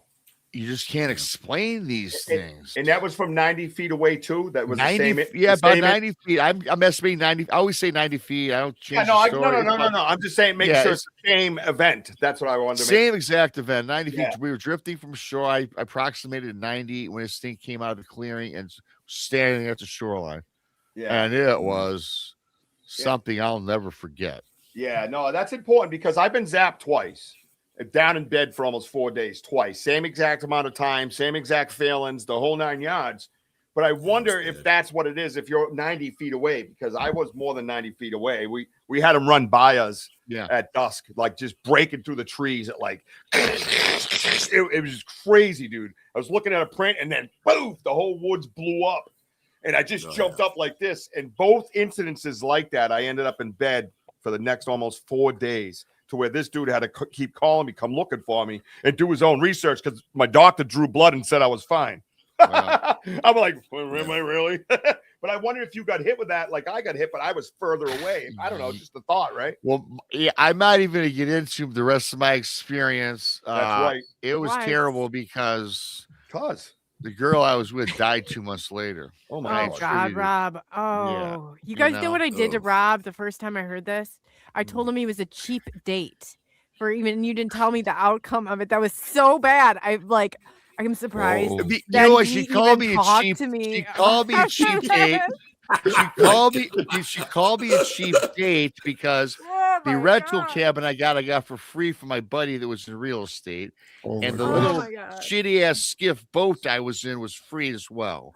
Yeah. Why not? I'm like, oh my God, I could have died. My God. So, ladies, if you like to go a night out with Rob, come and see him. You might not make it alive. I can joke. He's electric. Today. And listen, guys, the saddest piece today, I laugh about it today because what happened to me, I think, was meant to be. Trust me, I loved Cindy. I dated her 18 months. And my heart breaks for her and myself when I think about this story, when I really tell it the way it should be told, right? Yeah. And I think there's a reason for everything. I don't believe in coincidence. Has this not happened, I probably wouldn't be on the path I'm on today. And I think in a way, I'm honoring her by giving back to the people that walk alone. Because I walked alone for a long time. Yeah. In darkness, because no one believed me. I didn't go to work for 6 months and I owned a bar. I locked myself in my basement trying to figure out what the hell happened. And to this day, it's still a mystery. But that's, I could say that in respect, when Brody's dad dropped over, you go down a dark tunnel. So I get that. And I meant nothing by that, just so you know, Rob. Yeah, we know that. Yeah. I felt so bad. No, of course you would. But no, stop me. I was like, oh God. And it's funny, and it's not funny, but that's the saying. So I'm going to use it. But it's funny how a lot of people into this and in this research field and have these experiences go through that traumatic that traumatic tunnel that life throws you, right? Like I didn't tell earlier, but a lot of people, my friends here on the side, they know my story. I kept this a dark secret as well. It was the only story I never told. My heart is on my sleeve. I'm an open book, man. Listen to me. You know what I mean? I can't keep my mouth shut. I tell everybody, unless it's a loyalty thing, then I'll keep my mouth shut. But anyways, I lost my son. He was stillborn, and Baby Jack, and that's the name of our logos. Jackson Wojo made that up as far as Jack's son, my son Jackson, Jack son. But anyway, so I was a broken man. You know what I mean? Right? No, yeah. I was a broken man. I was in bed. I was curled up in the fetal position. I couldn't move, and I kept hearing him, Dad, you got to get up. Dad, you got to get up. And I'm like, what the hell's going on? I could literally hear a voice. And I said, I don't know for what. Finally, I said, for what? You got to find some passion. You can't just lay there. And then he said, I heard, tell him your story. Tell him your story. And I went, what story? Like that. And then it hit me. I'm like, all of a sudden, my Bigfoot story that I have kept secret for 8 years. I didn't tell nobody. And I got up and I remember I said, and first of all, it hits me that my son was looking at his daddy like that. And I didn't want to see like him to think that he did something wrong too, you know. And I jumped up and I called a friend of mine. I said, I want to start a podcast. He's like, really? I say, I want to tell my story, but I want to be different. I don't want to just be out there searching and looking and all this stuff. I want to share my space with people. I want to build a community. I want to use it like therapy and help others too. Yeah, therapy. I always use that word, brother. I just I have was a therapist for 7 years. Yes. Oh, all right, I'm out. Hey, man, There's a reason why I don't do it anymore. But yeah, I will tell you this, man. This happened to me June 15th of 2018, and I kept it in until like 2020 when I finally went on a few shows and shared my story. But you had so many unanswered questions too. That wasn't fair. Yeah. And when you go through the like, grief and loss, like I went through it with Brody's dad, like he dropped over and there's no time to prepare. That sudden loss is going to cause complications. And you do go down into like a tunnel. And it's like everybody that, you know, you too, Richie, Rob, I mean, like you guys claw your way out of that. I mean, it's not like something that you just get one day. No, it's like I felt like I clawed my way out. Like it took a couple of years to like even get out of that whole fog. It's terrible. Yes, it is. But this, I mean, we could all agree being here and having this discussion and meeting each other and hanging out and all that stuff. It helps. Yeah. It helps us, right? And we're talking about it, and people on the side are so long ago. Like, but you still, you can't ever shake it. You know, it's like you never, you learn how to. I don't know. Thank you. Yeah. Dante, many blessings. And I do like Richie and of course Coley as a therapist. But no, seriously though, about the therapy thing, I looked forever for answers, but no, I couldn't find it. I started going on the internet, and then I finally discovered YouTube had channels like this, and I didn't get I was by myself, so I was led down the wrong path with people. Yep. But I will tell you the story that all of a sudden one day I found this guy, God rest his soul, he passed away, Kerry Arnold, Bigfoot Odyssey. Yeah. He had a great channel, and he had like 100,000 subscribers. And just by happenstance on Thanksgiving, I seen his encounter on his channel. He told his encounter, and it was so similar, eerily similar to mine. Wow.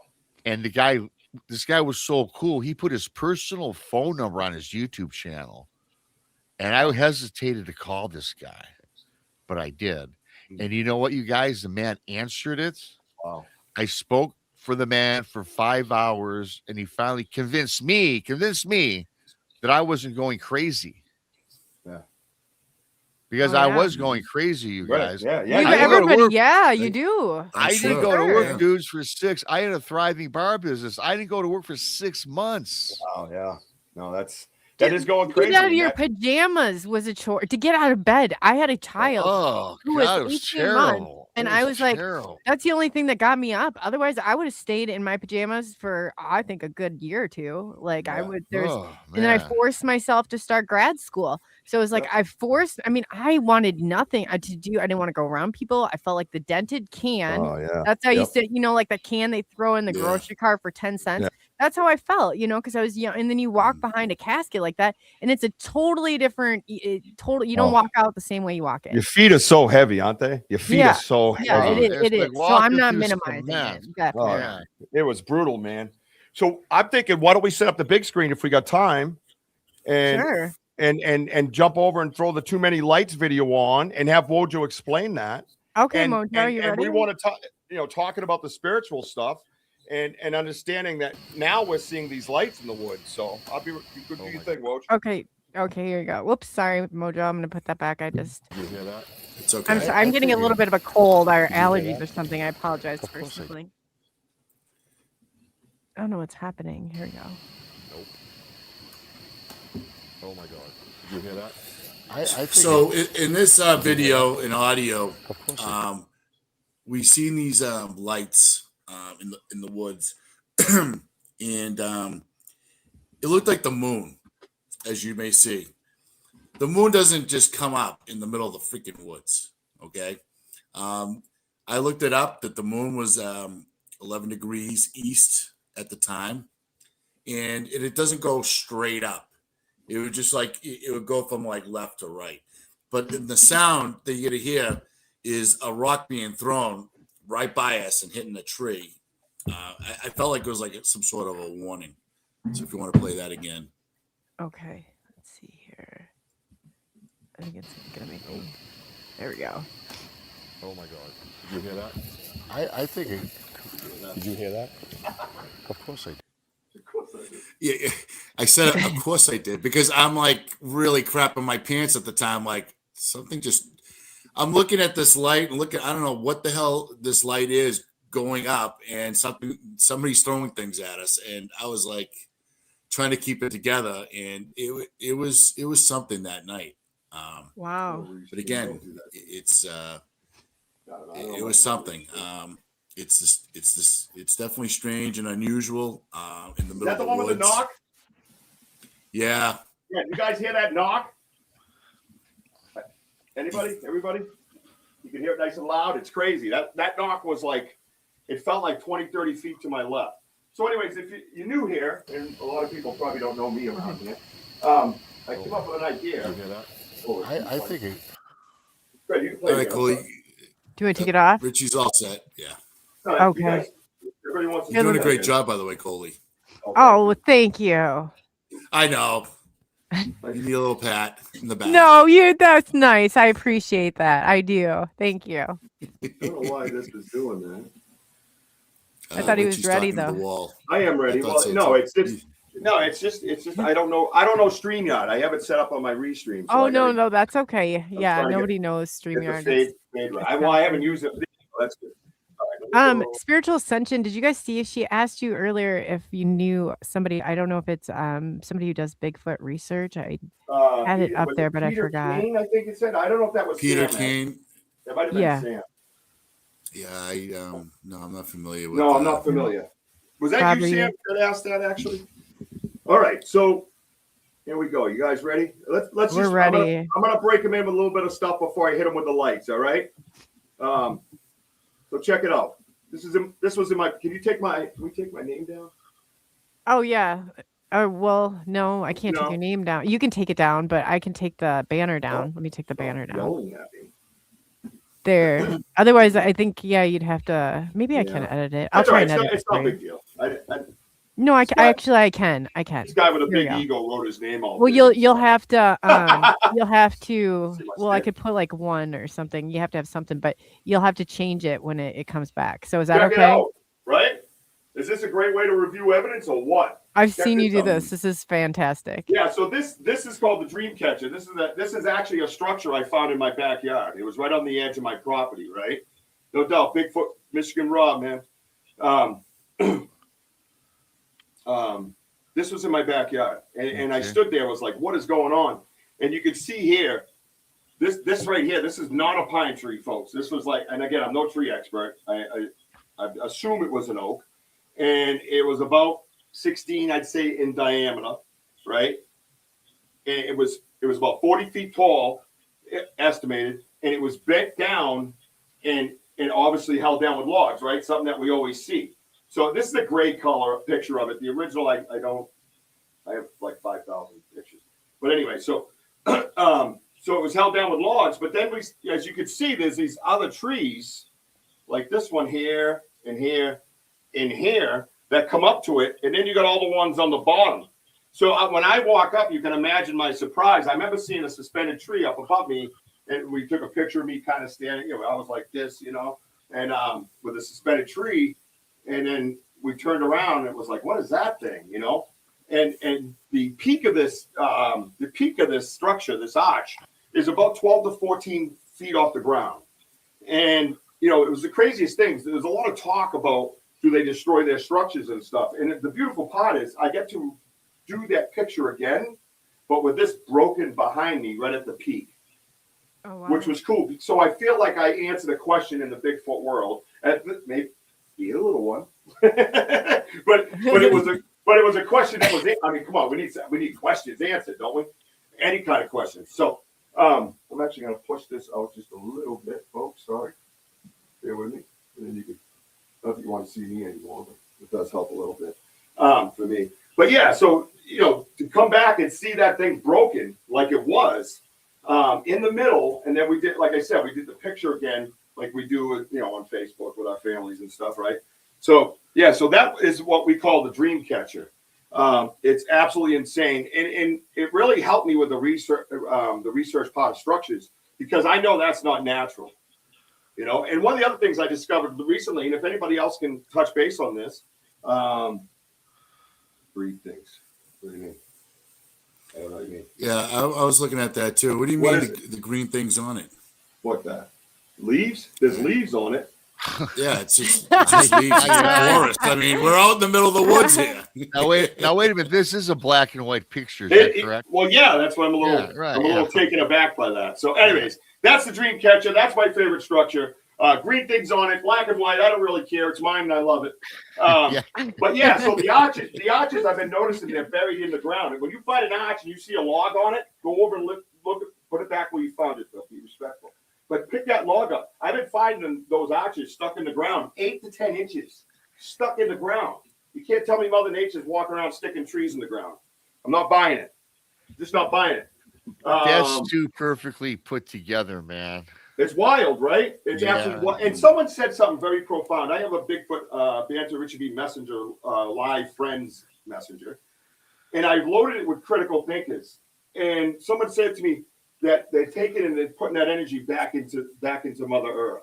And I thought that was just kind of a cool statement, right? I enjoyed that a lot. You know what I mean? Let's see what else we got. Let's go to, where am I? Oh.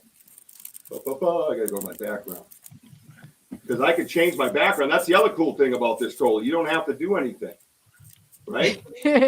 So has anybody is the background changing then? Right. Well, that's cool. Has anybody ever found an asterisk where they're located? A lot of people talk about Viking runes and things like that. We found a few of these. There is a little flicker right here. I apologize. My studio is in the middle of construction, and I before you go on, I gotta tell you, some of the clearest photos I've seen in quite some time. So hats off to you. Well, thank you. A lot of it. Thank you. That one's screenshots from and you can see YouTube Live on the side. You'll see YouTube Live in a lot of them, because I'm so worried about people and trying to get the word out. I don't want anybody to think it's fake. Not because I give a shit what you think about me. It's because I want you to respect the subject. I want you to respect the researchers that are out there doing this with their boots on the ground. And if I can show you it as real and as raw as possible, you'll understand what we're doing on a daily time that we're out there. You know what I mean? It becomes work sometimes. You got to sit down and breathe. We're trudging through all this stuff. But thank you for that, Rob. But yeah, so you can see over here, obviously, has anybody else seen like the asterisk type setup with structures? Oh yeah. Yeah, and a lot of these things, like I said, we're not saying everything's Bigfoot, and I'm going to tell you straight up, I've never seen Bigfoot make any tree structure, not one time in my whole life. I know, it's hard to believe, but I never have. Hey, I got a quick question for you. Okay, you got the tree structures. We've all seen them in the woods or on pictures. Yeah. Do you think that these structures are a Bigfoot creations, or I don't think I will look at this. Somebody made a comment. It looks like a human put it there. Well, first of all, Bigfoot is kind of like human anyways, and it has elements of human. What's the significance, do you think, behind these? Well, one thing I want to say to that too is you're not in this location. You don't know what it takes to get to this location. Yeah. You don't know, and you don't have, in fairness to you, the person making the comment, the context, this is much longer than you see here. I can only get so much in the background, but the context to it is this area here, a human's not going to do what this is doing. So anyways, again, I'm not saying I didn't see Bigfoot build it. We believe a lot of these do have meaning in a sense if it is associated with the perspective of Bigfoot that we believe him to be. All right, to be fair, right? So we also believe that some of them just have downright, meaning because they got to eat. So we believe a lot of these places are deer traps. Not this particular one. That's too shaped. But you'll see a lot of clutter, right? You see a lot of clutter. Sometimes they go in arrows, like pointers, and they're up off the ground, But they kind of corral the deer, or they change the game trail. Then they, take the forearms, swipe the legs, break the bones, right? Take them back to the family and eat. So that's one of the theories we have. Again, a theory. Just a theory, but these are just things that we know that aren't Mother Nature. All right. No, it's not fallen dead trees. It's right. not. Right Can I interject for a second? Okay, so spiritual. The thing about is who in their right mind will go out in the middle of the woods in the middle of nowhere with come-alongs? I mean, you're talking about a 40-foot structure, okay, that you have to manipulate by bending it, which is I think the tree was approximately what, Rich? Was it 14 inches in diameter? Yeah. Yep. The structure itself. And not only that, was there any like campfires? Was there any beer cans? Was there any food lying around? No. So, I mean, to be out in the middle of the woods for humans to make structures like that will take a lot of, will take like weeks, possibly months of work to do whatever's out there creating all these structures. Yeah, and I had someone say they thought kids were fooling me with the dream catcher. And I'm like, oh, okay, kids with an engineering degree and a come along. Right. You know what I mean? So that makes sense.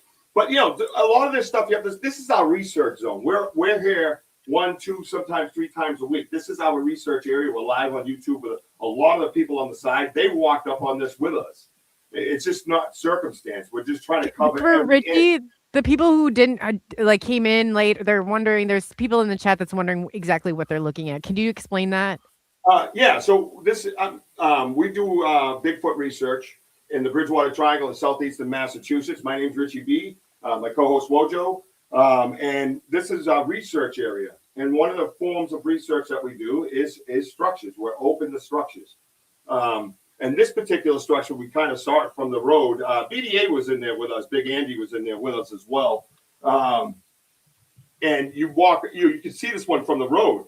It just looked like an asterisk. And like I said, there's a little bit more to it, but I couldn't get it all in the background. I wanted to put it up on the big screen for you guys, so it's more aesthetically pleasing. But I'm just loving it. We believe it is clear. I love it. Yeah, I'm not making. It's fantastic. Yeah, it is. It really is, Richie. Yeah, we believe that it's an asterisk. Whatever that means, whatever they do it for. We are currently we Google, we research, we try different meanings, whether it's a Viking rune, whether it's something spiritual and indigenous people. Anything at all, biblical, we're looking up anything. We're trying anything. We're in a non-scientific field. I mean, supposedly, I might add.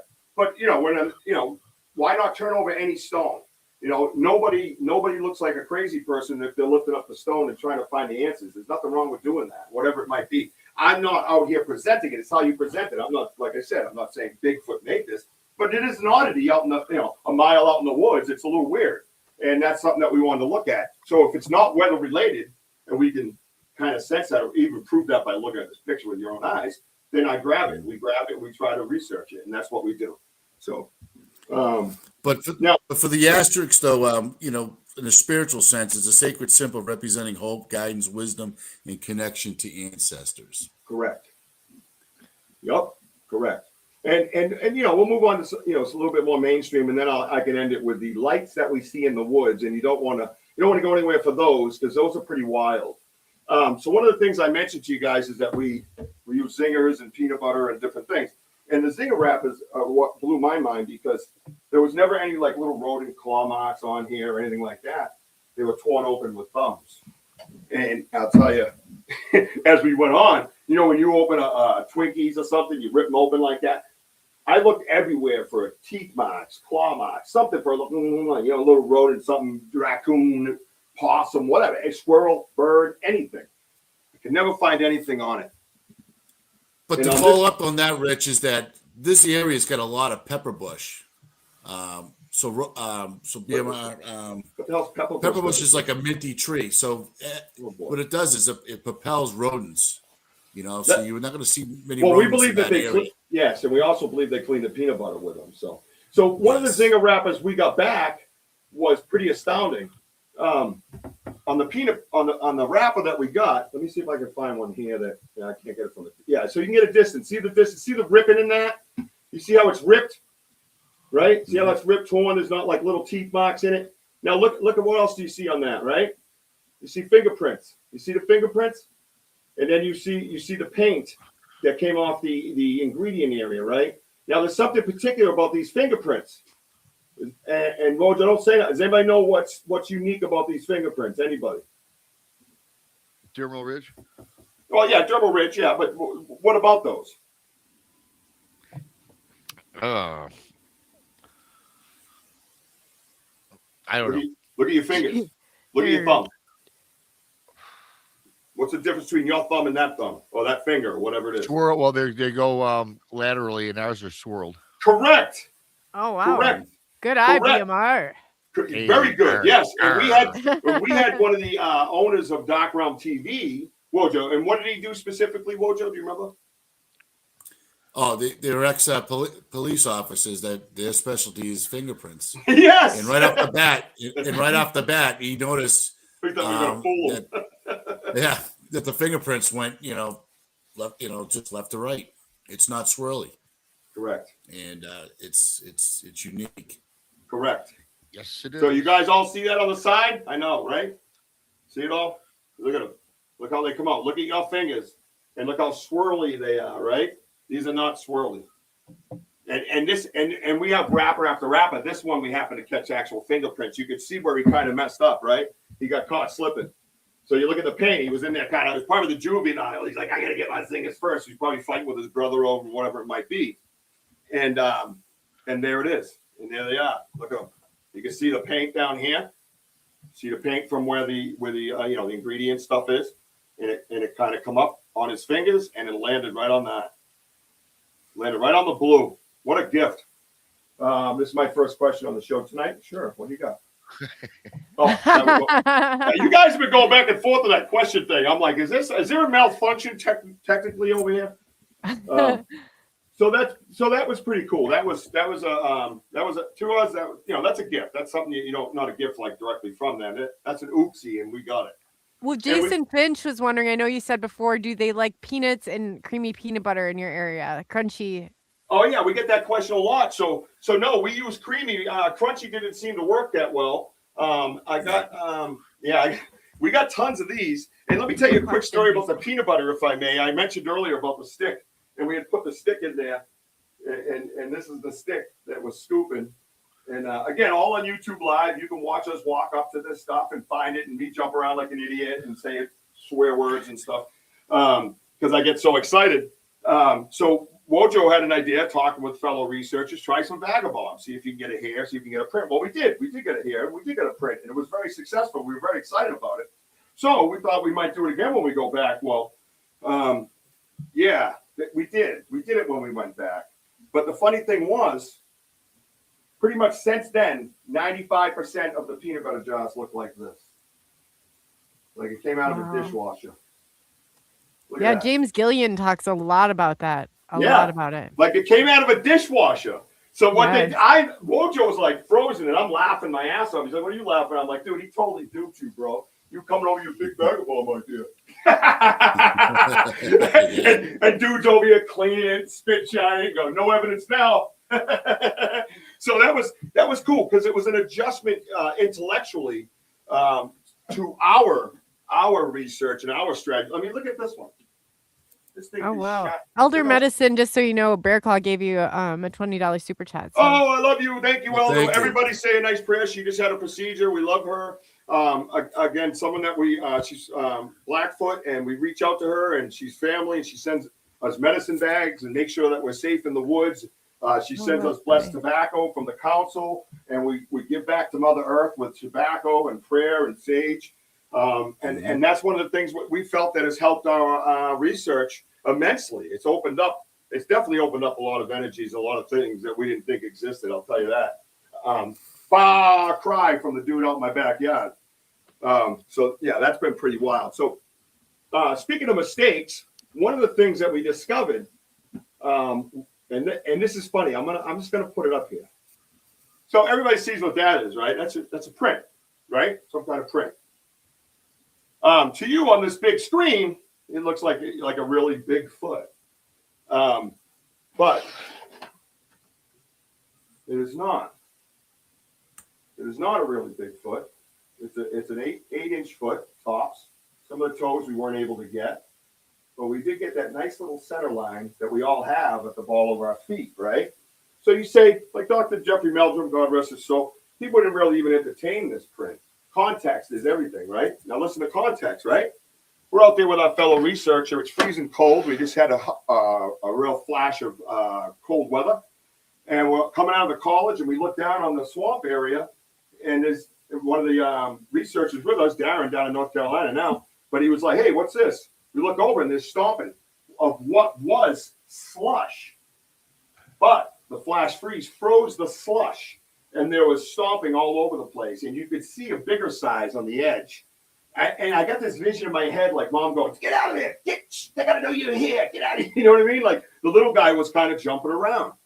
But the thing about this print, it was in the ice. It was frozen. And again, you can see us on YouTube, the techniques we had to use. This is dental bone. This is dental bone.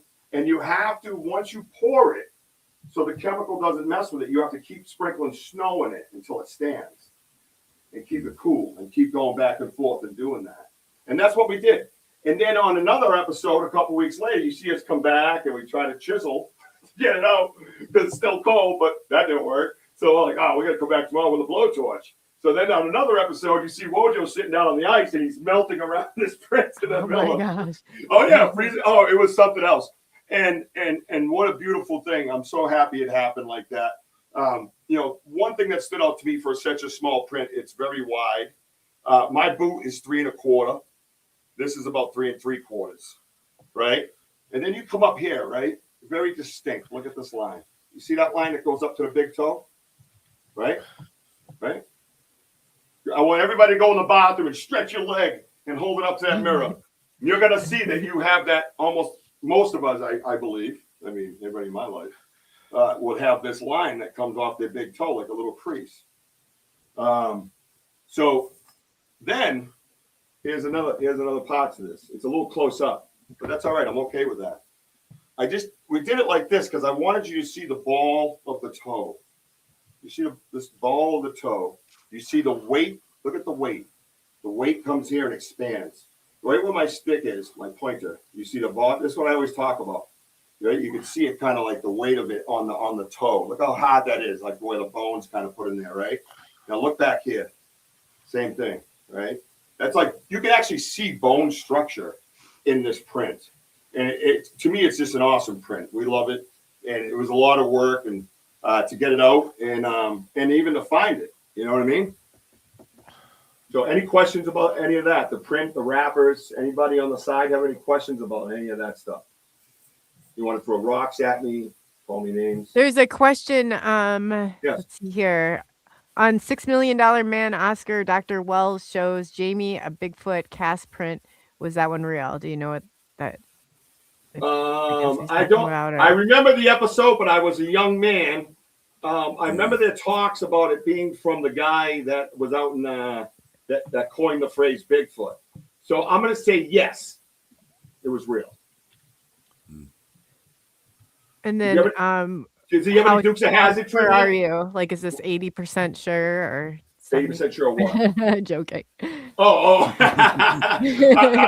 Honestly, with that answer, I'm like around 35. Okay.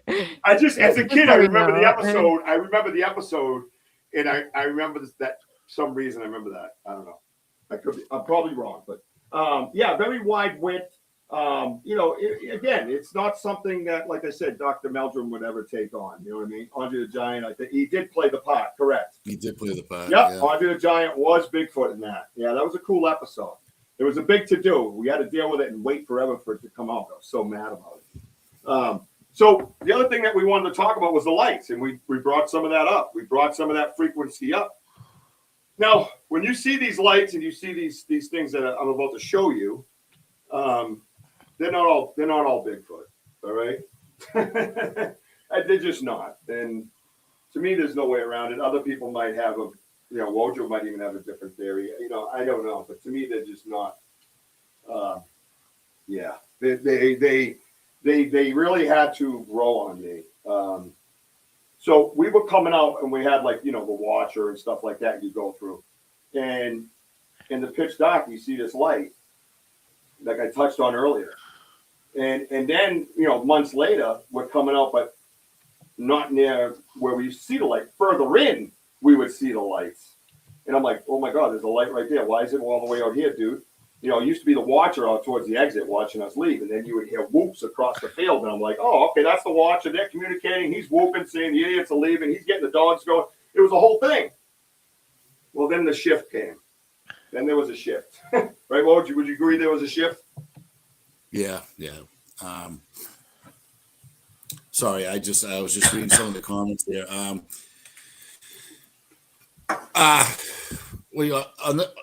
I'm sorry, Rich. Say that again. My bad. I was just reading. Oh, did you just wake up again? Again? Really? Again. Oh, okay. No, I'm just kidding. The shift came, and it just seemed like everything just kind of shifted. I believe we have Satunga in the area, Bigfoot, Sasquatch, if you will. But I believe we have other things there as well. And we don't know. We believe our friends might have opened the door a lot. But anyways, the veil is thinning. We all heard that phrase, right? Oh, yeah. Okay, good. Well, I'm going to show you some thinning of a veil. So we're in the woods, and I'm going to start with this one. We take a picture of the look like we self-illuminating eyes. You've all heard that, right? And there's two of them, and I go around this tree, and I go, whoa, dude, get the camera over here. Because we're so close to these things, you can zoom in. Or they move it close to us so we can. Yeah, anyways, you'll see. So Wojo's zooming in with his Android, and I'm walking around the street. I'm walking towards it now. Now I'm like, hey, my name's Rich, man. How you doing, bro? You want to hang out later? Like I don't even care at this point. The fear's gone. The comfort's settled in, and I'm just like, take me to your leader. You know what I mean? Like I don't even know.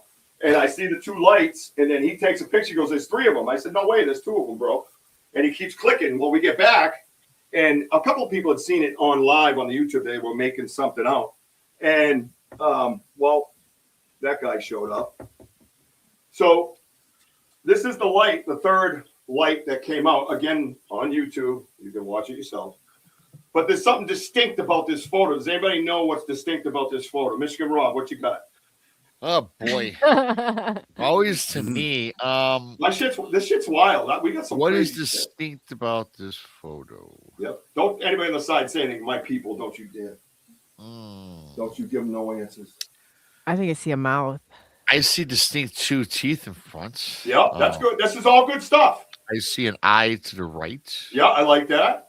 And I also see. Oh, and he's standing a branch of the back of a twig or a branch. Yeah, very good. Good eye. And then look over here. I see that. What is that? Oh my lord! I see a eye. Yeah.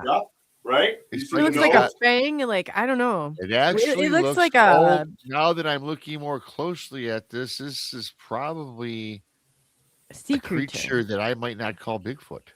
No. Very good. So very good. Very good, but not a 100. I'm going to give you an 80 on that. An 80? Yeah, and I'm going to tell you why. An 80 is only a B minus, man. That's still passing. That is still passing. All right, without my people saying anything, on the side, does anybody know what the most distinct feature about this photo is? Remember, we're in pitch black. We're taking pictures of two other lights. Eyes, we thought, but apparently they're lights. So we're taking pictures of them. And the third one just showed up. Now, humans have this vision. I'll give you one. I don't want to give a hint yet, Pakwudgie. Do we win a prize? Think about the photo. Yeah, you win a prize. You win one of Rob's shirts. All right, so listen. And a book signed as Rick Harrison. All right, so all right, I'll just get to it because I don't want to drag it on anymore. But it was fun. Thanks for playing along. So I bring this photo, another photo. I didn't win yet. I'm done playing. Oh, Coley, you know you're a winner. I'll give you a hint. Think as humans, we think a portal of lights and glamour and glistening and and spinning around and people walking and things walking through it, right? That's just not the case. That's just not the case.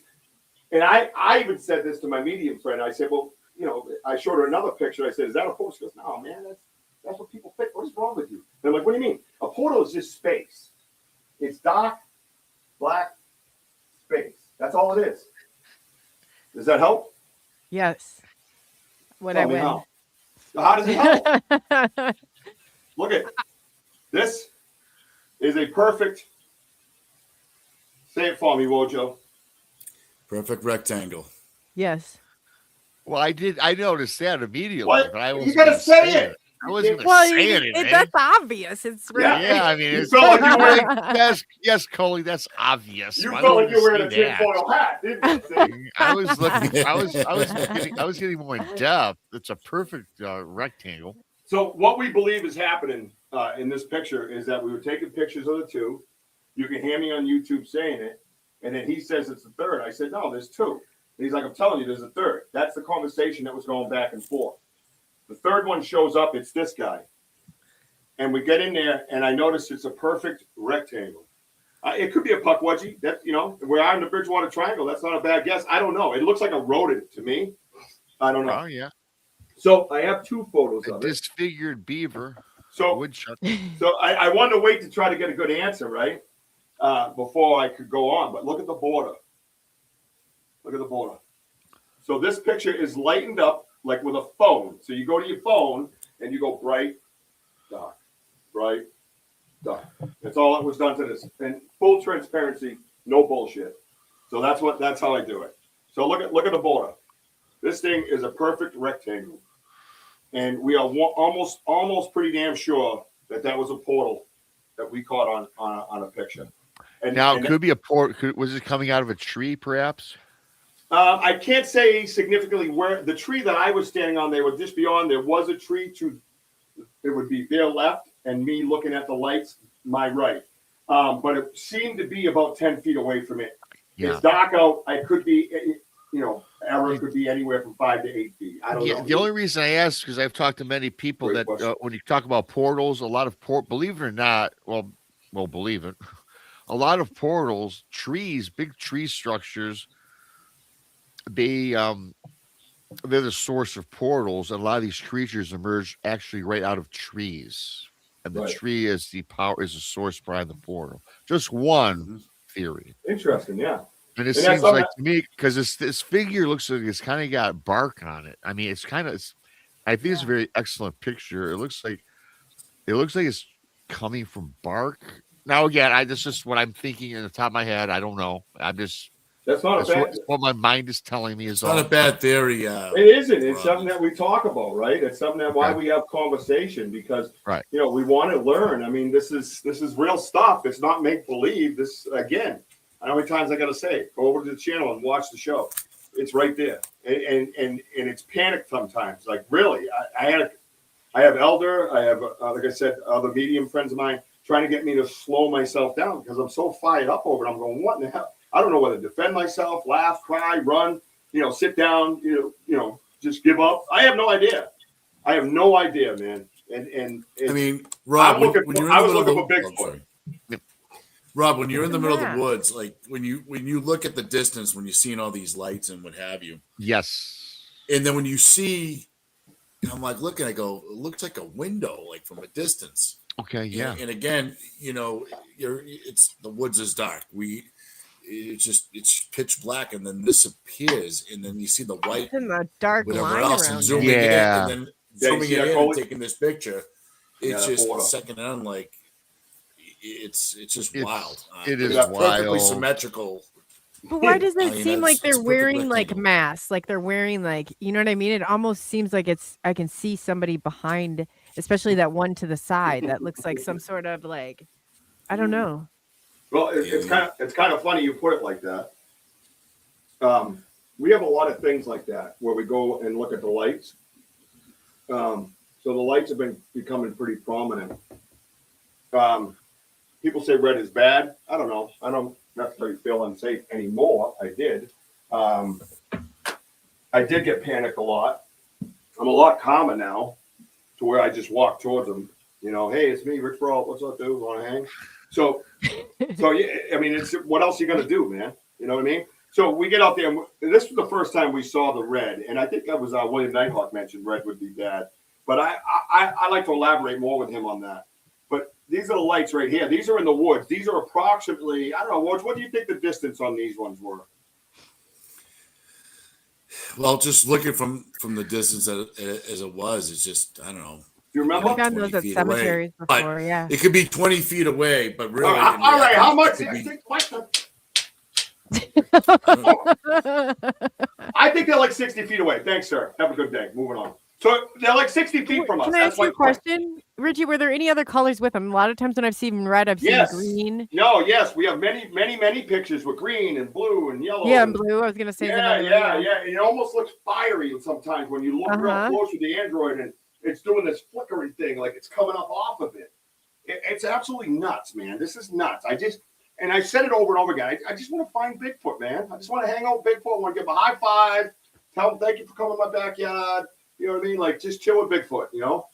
You know what I mean? I don't even drink. I don't do drugs. I don't smoke weed. I don't do any of that stuff. You know, I just want to sit down, maybe have a rock style with him, you know, and break a few trees. And here I am in the middle of the woods, and this stuff is happening. This is happening. Now, the thing about this, you know, and my point was, before I picked on Wojo a little bit, is that these things aren't far from us. That's my point. And Wojo and he's very detailed. He's a great researcher. That's why I got to try to break him sometimes. Just give me the layman, bro. Just give me the layman. Is it 60 feet? But what his point was, I thought you meant from like the red shine is. I thought you. No, I meant from the red shine to my life. Thanks. Okay. How far away from my life am I standing there looking at this light? My life, because I don't know what it is. I don't know what its intentions are. I'm looking at it, and life and death is what, 60 feet away? Yeah. I mean, really, think about it. You know, I don't feel, again, I feel comfortable, but if you're out there seeing that for the first time, how do you know what that is? You don't know what it is. And not only that, look above the red light. Well, who's this guy? What's going on here? What's up with him? I don't know what that is. Look at him. And then you come over here. And then Big Brother's over here. What's Big Brother doing? You want to see Big Brother up close? Look at this guy. He's the one keeping an eye on us. What the hell's that? What's going on here? Anybody? I look at the bottom. It's just like it's almost like petrified. I don't know what I see. I'm just trying to look over here. There's a lot going on here. Look at this. We're just taking a picture of the light. So we see the light. That's all we're taking a picture of. And then we zoom in, and there's something behind the light. There's substance behind the light. It. And look at this bone structure here. You come over to me. I see it. Yes. And I don't know what's going on. Robbie, are you good over there yet? Did your bandana fall off? I can't see. Oh, I've been listening. I had to let out the dog. Coley knows. Oh, is that what I heard? Who let the dogs out? Okay. Okay. Yeah, so again, we're taking a picture of the light. That's what we're taking a picture of. Then when we zoom in, again, there's a perfectly round something or other here. And everybody's staring at this light like, what the heck? And then we zoom in. What will happen is Wojo can zoom in. You could see this stuff live up close. And I'll take the phone and come over near him, and I'll hold the phone over his phone so we can dial right in live. Because there's no way live I'm getting that. There's no way with, I got a 2-camera phone. He's got a 3. And plasma, that's a great idea. Yeah, thank you. Plasma, yeah. You know, when I look at pictures, this is how my mind works. You know what the first thing I saw? Mm-hmm. Upper right-hand corner, looks like a woman with brown hair. Oh, yeah, I see her. Jacqueline Smith. Yeah. Hey, girl. Hey, girl. All right, guys. Jacqueline Smith was looking for me in the woods. Yeah, yes. There you go. Winning. She was looking for Rick Harrison. Yeah. Well, that's what she said. I sent her away. Anyways. But my point is, man, listen, this is stuff that is developed over time by going back to the same research area, by trying all the different techniques, by being kind, by respecting Mother Earth, by respecting their space, respecting the Satunga, Bigfoot, Sasquatch, whatever you do call them, respecting that area. And then all these things started happening more and more and more. And these pictures are just some of the pictures. We got over 1,000 of different lights with different forms behind them. And this is one of them. This is the light that we're taking a picture of. This is it right here. It came with a bunch of color, and what I did was just make it black and white, so I could see what was behind all the color because it was blurred. You come over here, look at this guy. And it's in line with this guy, see it? So if you hold the stick up, where am I? Like this. It's like it's eyes. So you got an eye here. This is what I see. It doesn't, you can tell whatever you want. Is that a joke? This is what I can see. Oh, you saw what I did there. Many blessings, everyone, and good night, Richie and Mojo. Many blessings. You still need me. Go get some rest, please. Many blessings. Tante. Yeah. Hi. Elder. Yeah, that's really cool. She was So, sharing yeah, some stuff in chat, like about auras around everybody. I thought that was really cool. Yeah, she's an amazing person, and we love her dearly. You know, we do a lot of work with her and others. I was watching on Rob's channel and thinking of my messages. Night, everyone. And then what I did just to kind of pull out some features. That's all. You know, this is altered in color. So just to be, again, full transparency. So I want to do. My goal here is to try to get the same features to stay, right? So if I'm changing color, I get the same features to stay. So I come across. I got this eye here. What's behind? Like we're in the darkness. Well, that's it. That's the other thing is that we find a lot of things. I just don't present them as evidence. And I don't present this. I don't know what this is. I'm just telling you this is. No, but do you see the eyes like back behind the tree, where the trees end? Like you're saying no, right, like right there. Yeah, right. Yeah, I saw that. Yeah, and I can see that in my hand, in my palm, when I'm going through my phone, and I'm going, "What the hell?" And then I load it into this thing, and I'm like, "Jesus!" But it's just, again, it's so far back and so small. I don't want to really try to lead anybody into thinking that that we're dishonest in any way. Not that you are. I'm just saying this as someone presenting it. It's hard, but yeah, that's a good eye. You know what I mean? You got to see everything in these pictures. Hear that, Rob? This is truly. I hear it all. What I do? Is he all right? Did he nod off? I'm sorry, Rob. You want me to sing? No, I just wanted to hear if he heard that I got a praise for something. Ah, no, I think that's amazing. I think that I was keeping score over here. Who was ahead, BMR or me, like on the questions? So 42, Rob, but who's counting? But anyway, moving on.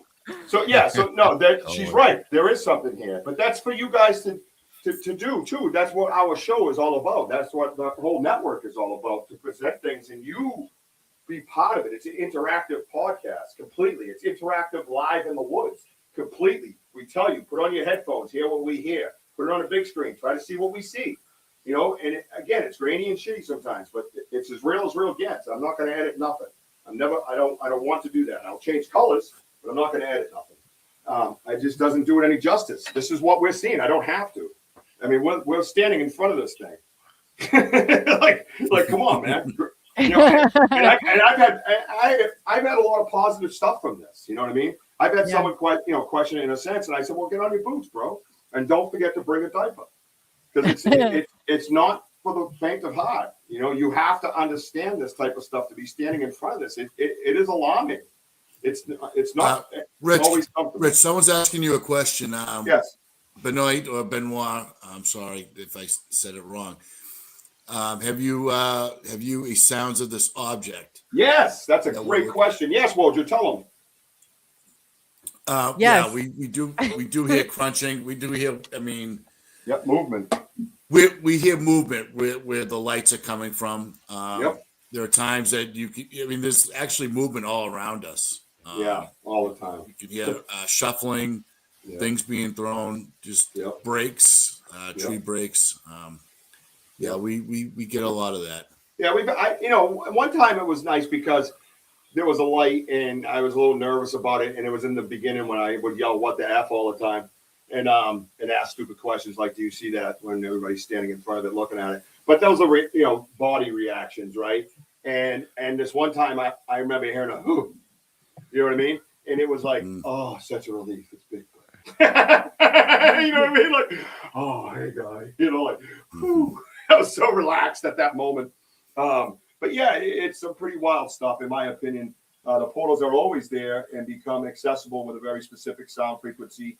Sound pretty much controls reality. You're right. And we only hear 0.0035 of it. Like Wojo said earlier, right? The dolphin, think about it, 0.0035. That's nothing. That's nothing. You got something on a level where they're hearing 7.5, right? You know what I mean? They're the bionic man fighting Bigfoot all over again. We got another question? No, they said it was interesting, the stuff that you're Oh, well, showing. thank you. I appreciate that. And it's, it's become a life research. It's not anything I expected because, They look like a lot of paranormal stuff. Like that's where I'm like going through paranormal pictures.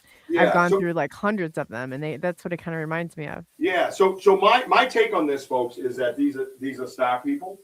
Not. I mean, I knew they were always. I believed in them. I mean, I saw a UFO when I was a kid, and I had an experience a couple of years ago in Maine, and so I'm open minded. I believed in it, and then now the government's like, yeah, they're real, man. Yeah, no shit.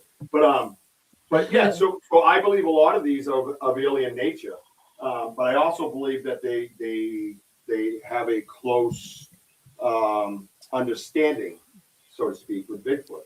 So do you have Irish or Native American descent? Myself? Yes. Oh no, I'm French and Italian. The exact usually like some of it. Sometimes I find a lot of people have those or some that in their blood. Yeah, when they see it. That's a good point. That's very interesting. 4-3. Good job. But who's talking? Oh, another mark for me. Okay. Yeah. Yeah. Kelly That's what took the lead. Benno calls me the professor in here, the teacher. So it's kind of funny because I'm feeling like I'm sitting in class. I am. Thank quiet, Robert. Quiet. I don't know why you would feel that way, sir. But no. Yeah. I liked it when you smacked the thing. It like took me back to Catholic school. Yeah. Oh my god. I had a flashback. I call that my Wojo motion. A teacher who did that. I was like, oh, yeah. No. Class. Well, that's a beautiful thing about this team that we have. If you're out there doing this, turn on your YouTube, man. The people will come. The ones that stay are the ones that are real interested in and have a critical mind, you'll find. And they've become our teammates. They're just as qualified as researchers as we are, just because we have boots on. They know the story. They know the whole story. They know my whole story, and they know this whole story. And the beautiful thing about it is you can go to Eld, you can go to Sam, you can go to Dihu, you can go to Kurt, you can go to Benno. You go to all these guys, and they will tell you their theory on what goes on in our woods because they have and it's pretty close to ours. And that's the beauty of it. It doesn't have to be. It just so happens it is. You did. I'll have to give you props. Like you took everybody out today on an adventure. Like I was like impressed. Like you guys are getting out, and I know it's not always easy to stream, but people are staying with you, and I think that's very cool. Yeah, in fact, I can't do this for Coley. I just looked on my thing. This is kind of pretty cool. There's 450 people watching right now, live around the world. Wow, that's cool. Yeah. That's pretty. Welcome everybody around. I mean, there's probably between me and Coley, there might be between me and Coley. I think there's like 75 people in chat, but there's like 450 watching, not in the chat room. That's I've got 258. Well, we got 1,000. We got close to 1,000 tonight. Yeah, that's awesome. With all the stream, and I brought 3. Don't mind me. I'm just trying to help Coley out here with the questions because there's a lot going around. I brought 3 people, and one of them was Wojo, and he was late, so I don't count. Yeah. 4 3 to -1. Richie, Shelley Montgomery's got a question. Would it be interesting if our company of all different kinds communicate amongst even each other? What would they be discussing? Wow. I think they would be discussing location of us. I think they would be discussing whether maybe what we would do in there, even though I think they know telepathically. But I think a lot of it would be strategy, right? And I think to be honest with you, the clan that we talked to, and I talked to the Woods. Sorry, I do. They would be our protectors in a sense, right? So say these portals open or the UFOs come in, whatever it is. I don't know. I'm not saying I know. I'm just telling my theory. They come in, and then Salinon is the big guy's name. That's my dude. He would be like, yo, man, that's my boy Richie B. You gotta come in there and be nice. I'm gonna slap you. You know what I mean? Or something like that. So there would be some of that discussion, pecking order. And there's other ones that come back. I believe regularly they come back and they have disagreements and they have discussion about who's getting what and who's going where. And I think sometimes they run alongside. Elder has told me us in the past that Dogman and Bigfoot are not enemies. In fact, they're friends. In fact, their children play with each other. So, and that's coming from the Blackfoot Elder, and I respect that. So, and when you get information like that, you can build your research off of that statement. You know, how far does that take me? I don't know. I'm in the process of it. How far do I keep going? Well, I just keep going until something pops up, and then when she says that, and I have an incident, I go, oh shit, I can put that in that column. So that's what we're trying to do. We're trying to put them in these columns so we can understand what's happening. We're not saying we understand what's happening because we really don't. We have a good feel of what's happening, and we believe that the Bigfoot that you all know is leaving prints and then it disappears and stuff, and there's only one print. You're like, hey, where's the trackway? Everybody, where's the other print? I love that one. I don't know, dude. You tell me.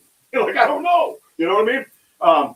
There's a conversation about slipwalking. There's a conversation about portals, interdimensional from Ronnie LeBlanc. You know, there's all those types of things. So, you know, that's why it's important for like people like Ronnie LeBlanc to write books and have this conversation with people, because everybody laughed at it, right? But you get somebody who's prominent like Ronnie, they're going to listen more. It's just the way it is. It's just the way humans think. Unfortunately, that's the way it is. You know, I could tell you all day, like, who the hell is this guy? I don't know, some guy in his basement that runs around the Bridgewater Triangle. You know what I mean? He brought 3 people with him, one of them's Wojo. You know what I mean? But this is what's happening in our woods, and that's the reality of it.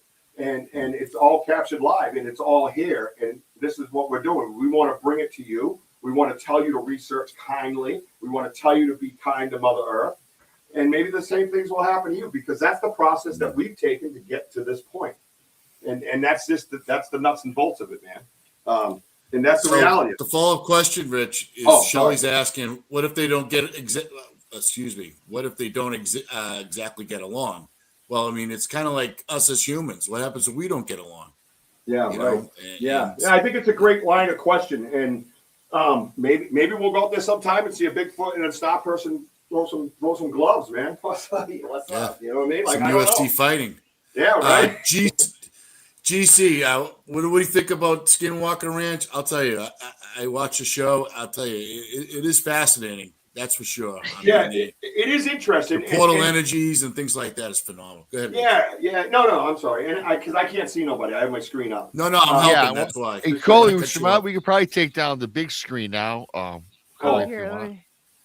Yeah, I'm getting out here. Hold a second. Oh, are you leaving? No, I'm out of here. No, I have 2 more pictures and that's it. No, you're fine. Yeah. Okay, keep it going.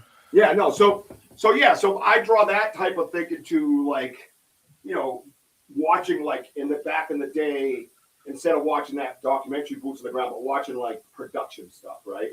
Well, you say, what do you get out of production stuff? I don't know. So when I started watching, I'd be like, what am I getting out of this? Well, what I got out of it was different equipment. I learned that. I learned a couple of, you know, basic things that you do and people do, whoops, knocks. I learned that. You know what I mean? I learned what to kind of look for in an area, maybe, possibly. They would show, like, what looks squatchy. One of the worst words ever. Please don't use that word no more. So, you know, those things. So you try to look. My point is, you try to take anything you can from anywhere you can and try to bring it into your story and see if it doesn't fit, you got to throw it out and then look for something else. So everything like Skinwalker Ranch, my point is there. They have a lot of testing that they do. They have a lot of equipment that they use. We use an ovulus. To try to get words back. And the words we get will blow your mind. I'm not even going to get into that because that's another 5-hour show. But the ovulus is amazing. It's amazing. And they've said my son's name many times on it, by the way. It's pretty amazing. So, and that's out in the woods. That's not in a haunted house or anything. We use that to try to communicate with the Satunga. So, you know, different ideas that you guys can use out there in the woods, right? Grab a K2 meter. Look for some energy. EMF. Check out the EMF. We use a radiation detector. It's right over there on one of my shelves. So we go over to the prints, and we've gotten readings from radiation inside a print or on what we deemed as a structure. But you go over here and it's gone. You come back here and it's here, and you're going. I don't know. You know, they say the collection of data is science, right? If you can't have something physical, you make a collection of data. And a scientist friend of ours, I don't know if you know him, Matt Moniz, who's pretty well known on history channels and stuff like that, because he was an abductee his whole life and probably still is. But he's a scientist as well. And he says, Rich, what you're doing and what you guys are doing is collecting data. And that's what all our scientists do. Most days we collect data because what we're looking for isn't in front of us. We have to find it.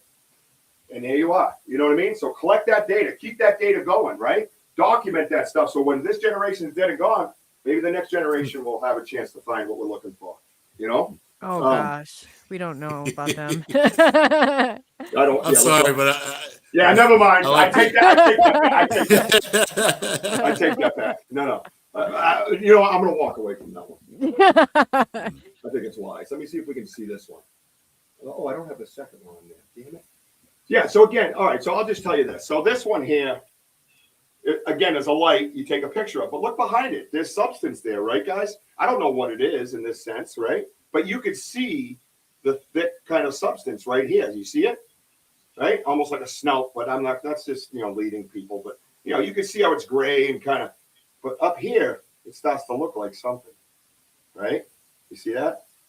Now watch this, right? I got to go get it. Unfortunately, I apologize. But yeah, you guys can see the substance behind that, correct? And that's the important thing. It's not just a light. There's something behind the light. Excuse me. We can all agree on that there's something behind the light. Yeah. And as you move up this picture here, because it didn't fit all the way in. I can see like a female face. This one looks here, like again a mask is in front of it, which I've seen before. I don't know if we can see this one if it's there. Let me see. It's very weird. No, that's the same one, dummy. Yeah, Coley, that's the thing about these pictures is that when you zoom it in, and I'm getting them like distance, zooming in. Is that the outhouse? Yes. Mind your business. No, that one's junk. We don't want that one. But yeah, your mind, it's just how to perceive it all. It's a lot to process. Yeah, let me see if this guy shows up. And he's well, this one's the gray one, so that one's kind of the same color. And it only gives me so much. Man, that's the eyeball. Look, see how big it comes up, so I have to crop it, right? So that's the top part of that picture. Hang on a second. So let me go with this one. I didn't want to change the color, but the color, I just change colors. That's all I do. Because if you change colors, it brings stuff out. You know what I mean? That's the one thing I can suggest is bring out a color. But some of these you just got to crop and try to get them to fit in the background. And that's the key. Let's see if this guy fits. Yeah. So you can see a little bit of something happening here, right? So you come up where the light is. Let me see. Is it up? No. Don't ask. It's a little blurry. Sorry. But I'm not going to go too crazy with this one just because it's a little blurry. But this is the top half of that light that you just saw, okay? And the light's down here that we just saw. But you come up here and you start seeing what, like on the other side, you get that eyeball effect, right? Where you get that kind of the white and then the slit down the middle, right? And it kind of comes up over here. So, you're getting substance behind these pictures. I mean, behind these lights. And that's just that's the fact of it. That's the key to it, And as soon as you see something there, raise the alarm bell, right? I mean, come on, there's something there. It wasn't supposed to be there, right? Now, this last one I'm going to show you is a 3-part real quick, but it's important because, I'm going to show you the picture, the casting of the light that we got. So everybody sees the casting of the light. Don't mind that flickering. I'm stupid thing. This is the light we got. You see this area, everybody, right? So here we go. Thank you, Poncho. So you see the light, right? So that's the light that we're looking at. This is the light we're taking a picture of. We don't know at that time that all this other stuff is in here, right? Well, look at these. What are these things? Right? So this is the one picture I got curious about. And I used a color, and then it's already in a 3D, and the color brought out all kinds of different things. So I was looking at this. You see how it's like brownish orange, guys? You see that? This line? It reminded me of a hairline. It reminded me of a hairline. So I'm looking at it, go, what the hell's that? And then I come over here. And there's some foreign object here. And I'm going, what is that thing hanging there? And then up here, these I see clearly as teeth. And this right here I see as a pupil area, and perhaps maybe a high cheekbone area, right? But everything's all deformed in here. I don't know if I don't know what's going on. I don't know if it's coming together. I have no idea. So I changed the colors a little bit, right? Why? What happened, Ben? Are they mad at me? No, you're good. Oh, Ben says. No, you're fine, Rich. Oh, is he commenting on what I said, bro? Yeah. Anybody want to fight? Good. I'm going to bed. See you later. So I agree, Benno. I agree. yeah, well, we probably should.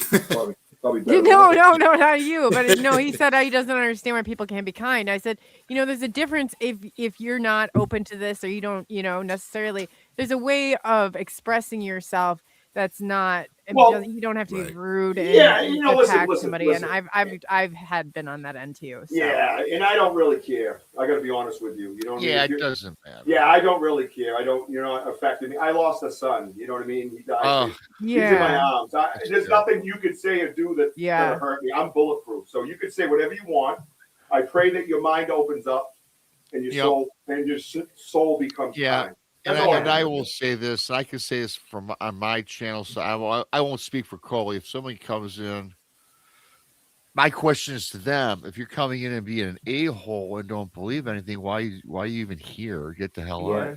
Yeah, right. Yeah, well, yeah. That's the when I'm on live and they go on a Bigfoot channel and they make a comment. Like, why? What do you think you're gonna expect? We're not seeing a happy birthday. This is not. We're not teaching everybody how to make a birthday cake here. Yeah.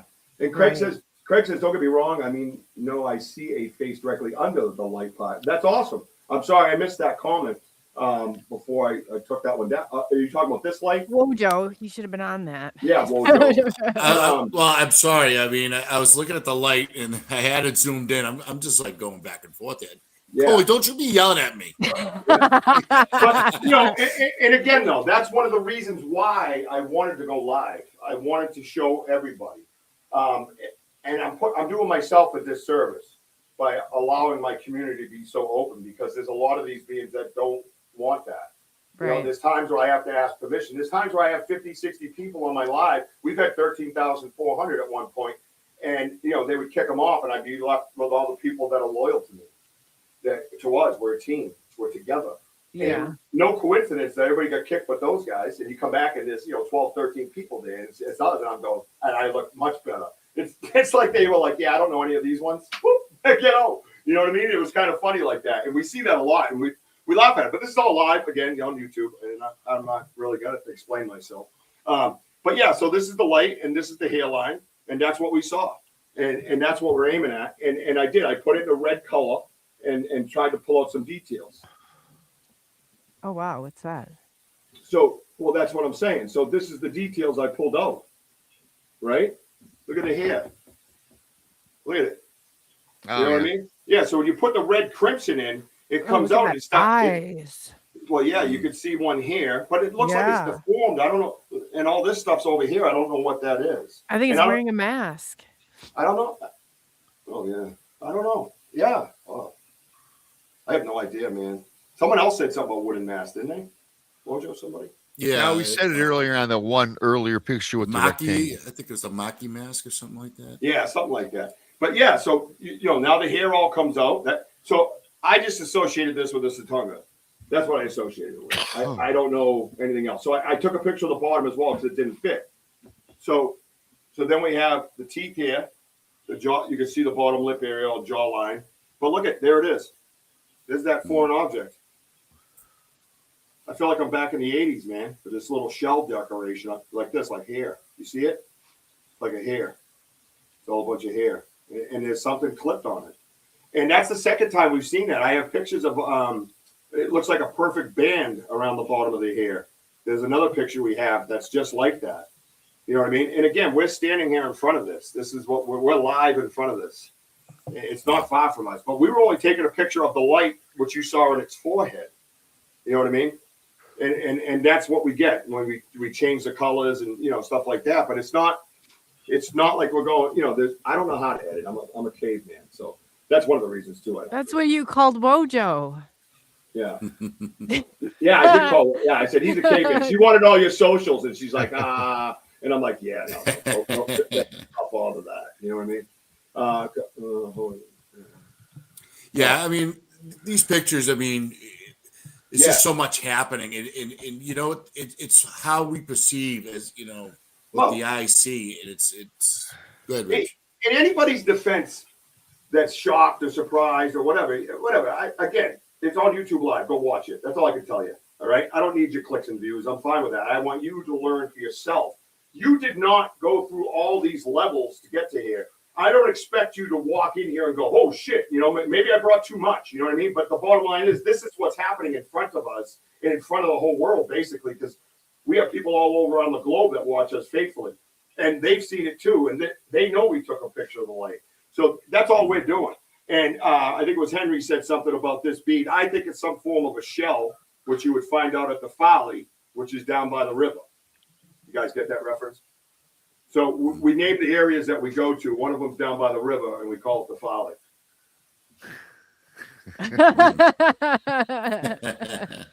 So then there's that. So yeah, so this is the things that we're finding. You guys, again, you can reach out, ask questions if you want, respectfully. You can have respectful discussion about it. You could do any of that stuff. You know what I mean?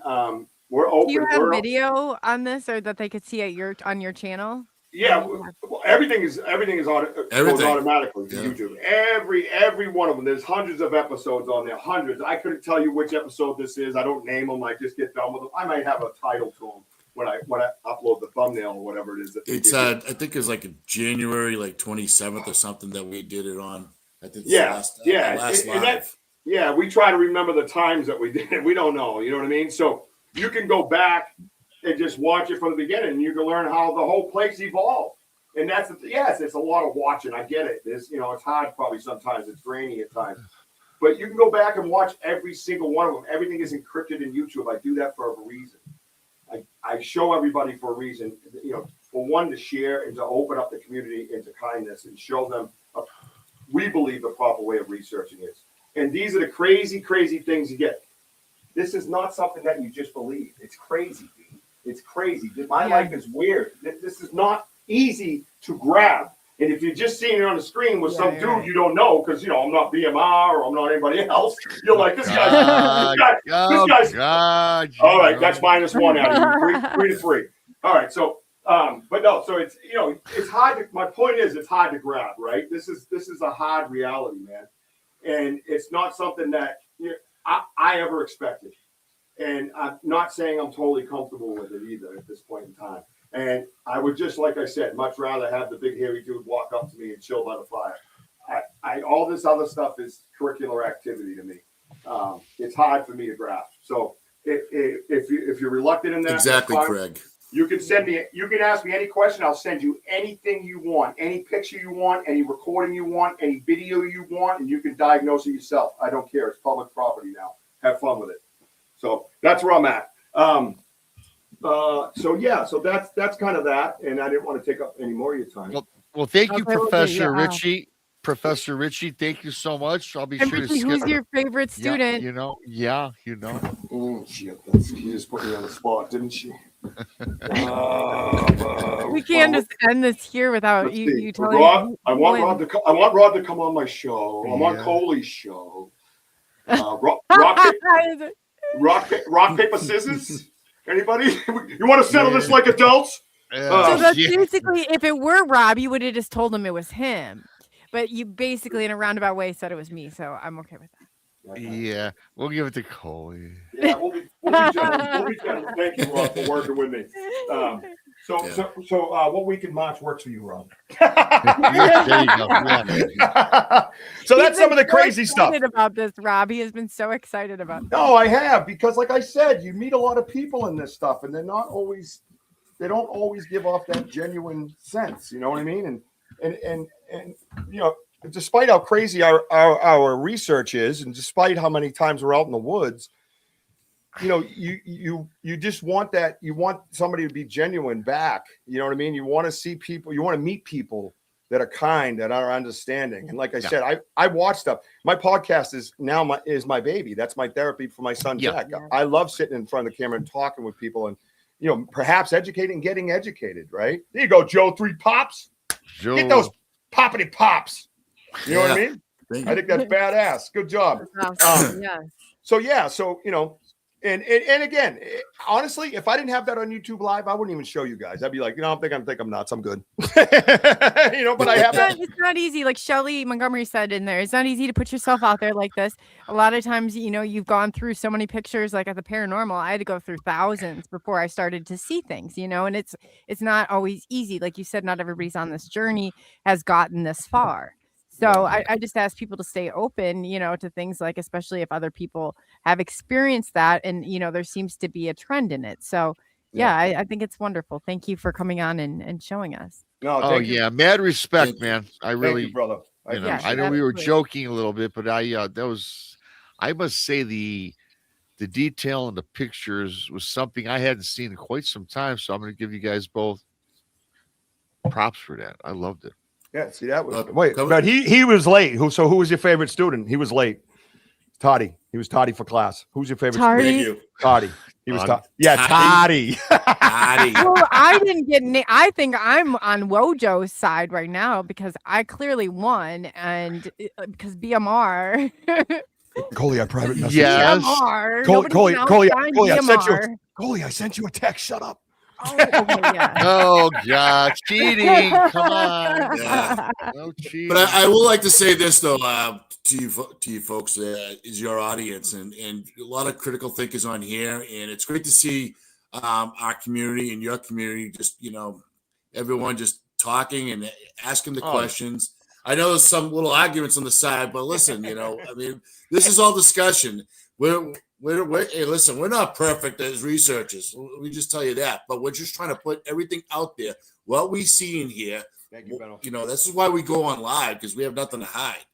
And no, we're not saying everything is Bigfoot, everything is alien. We're just throwing these things out there. You tell me. Sit here and have this discussion. That's the other reason why we put it out there. Has anybody ever seen anything like that? Has anybody ever had these experiences? Share them with us. I need to know. I want to know. This is real stuff. This is real life. It's real. We all have a journey.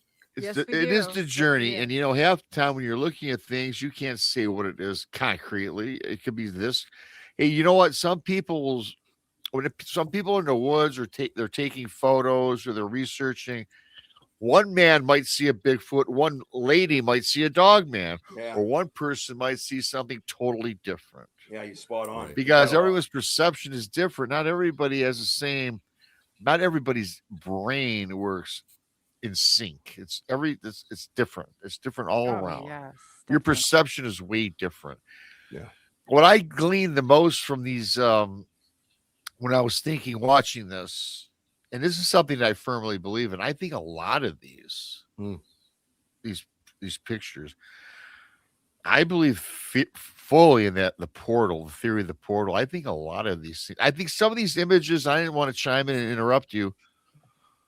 I believe that a lot of these creatures come from another realm or dimension. And I think a lot of them, you talked about the veil.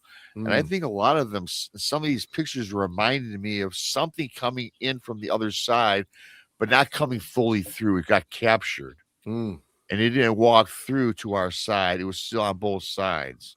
You know how it's like half in and half out in some instances? Yeah. It's to me, it reminded me of something that's on the other side, a different reality or a different plane that didn't fully come to your location.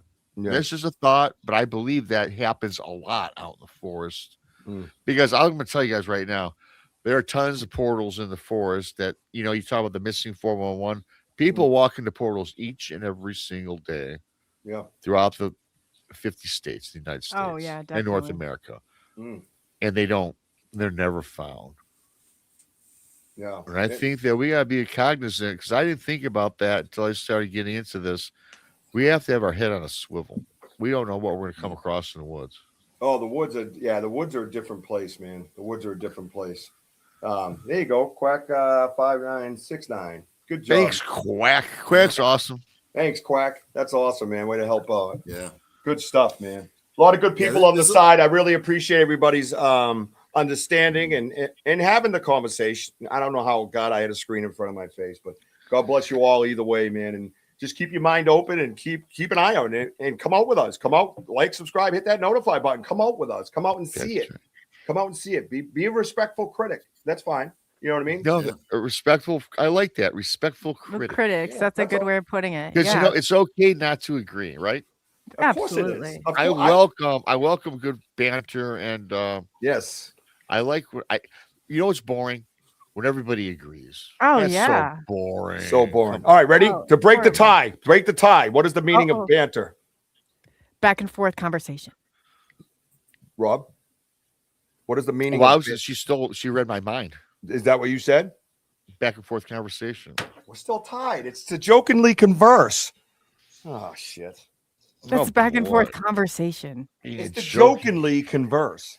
That's why I named my show you that. didn't say. I asked for the definite. All right, heads or tails. Okay, we got another one. Heads or No, tails? we need another question. No, Coley won. She said it first. I was there. Well, Coley said it. I asked her, can you get rid of him off the screen?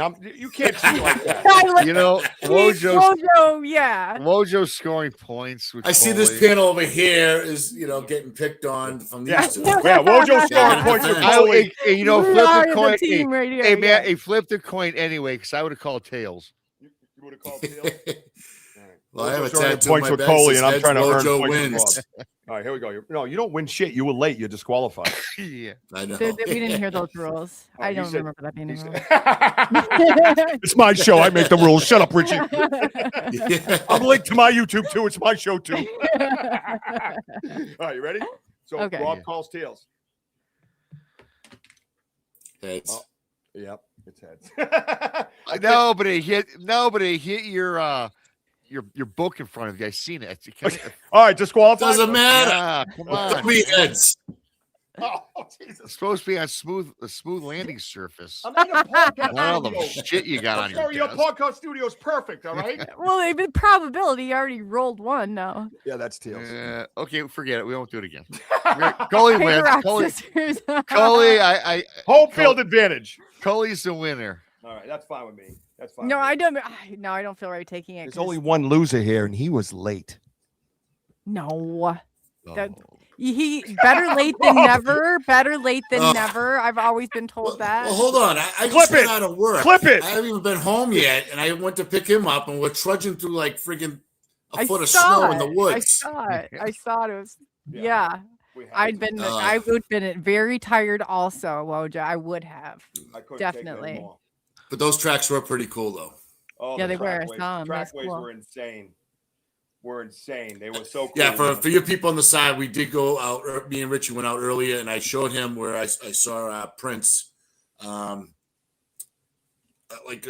4 different areas, and so we were on live and we showed that. So if you like and subscribe to the channel, you'll see that on the show, and it's we had like a 58-inch stride on one of them.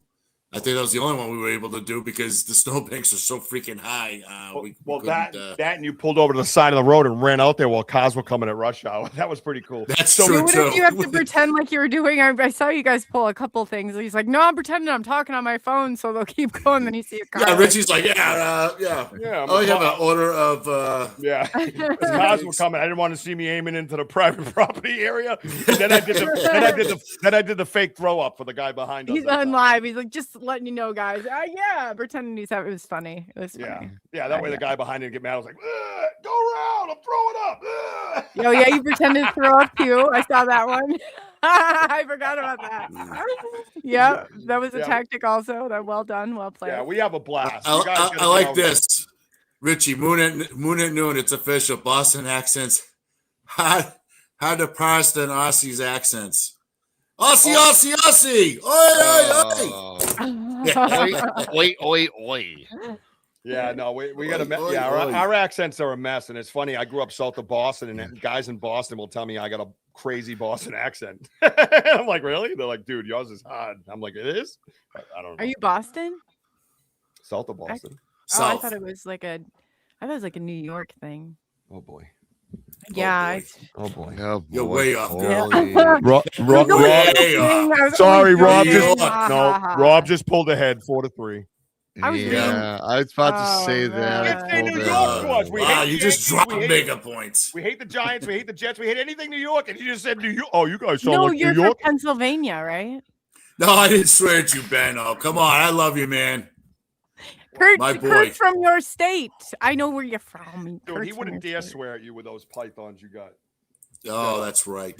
So what we did was we sell our merch, to help out, obviously, with the research. So, and I love it because it goes all over the world. So we're like, hey, take a picture of yourself wherever you are, And Benno bought him. He's in Australia, obviously. And he's like, like this. He's doing the boom, you know. Yeah, He's a riot, dude, and he's very, very, very smart. He is. Yeah, he is very smart. When he's on those lives, man, I'll look down and go, whoa, Benno, what the hell? You know what I mean? He'll catch you, man. He'll catch you off guard with stuff. My whole audience is like that. They're amazing.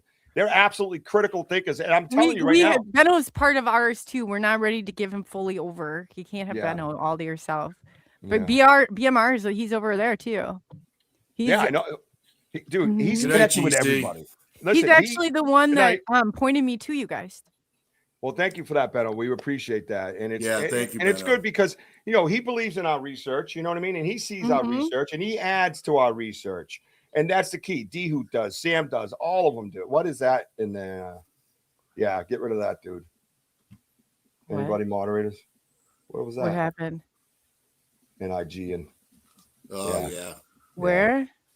Get out of here, you Vindura. Oh, okay. It's on your destination. You have to get rid of it. It won't let me mine? do it. Yeah. Oh, there you go. Ban. There you go. So I'm just a little guy. What the hell are you picking on me for?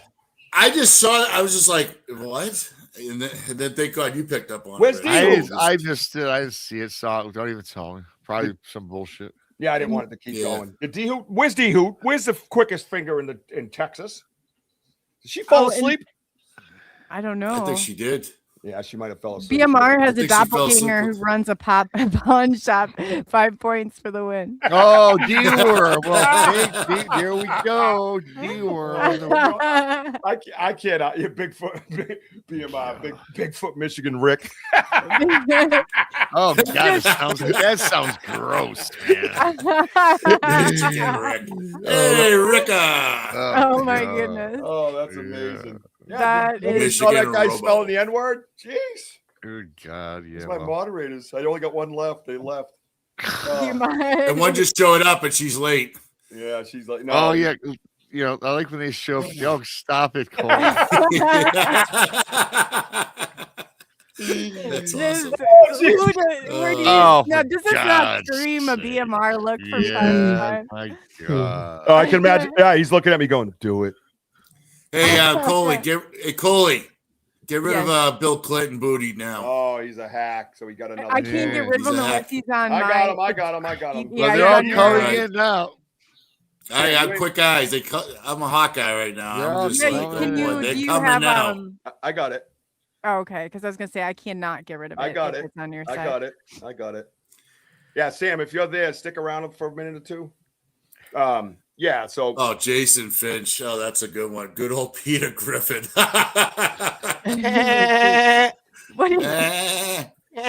We like Jason. You don't like Jason? Wojo. Well, I get that a lot. I'm a gamer and I play a lot of like Call of Duty and Fortnite and stuff. And if you're talking like on Call of Duty, they're like, all right, Peter Griffin, settle down. They'll say that to me. I see where he wrote that. I got you.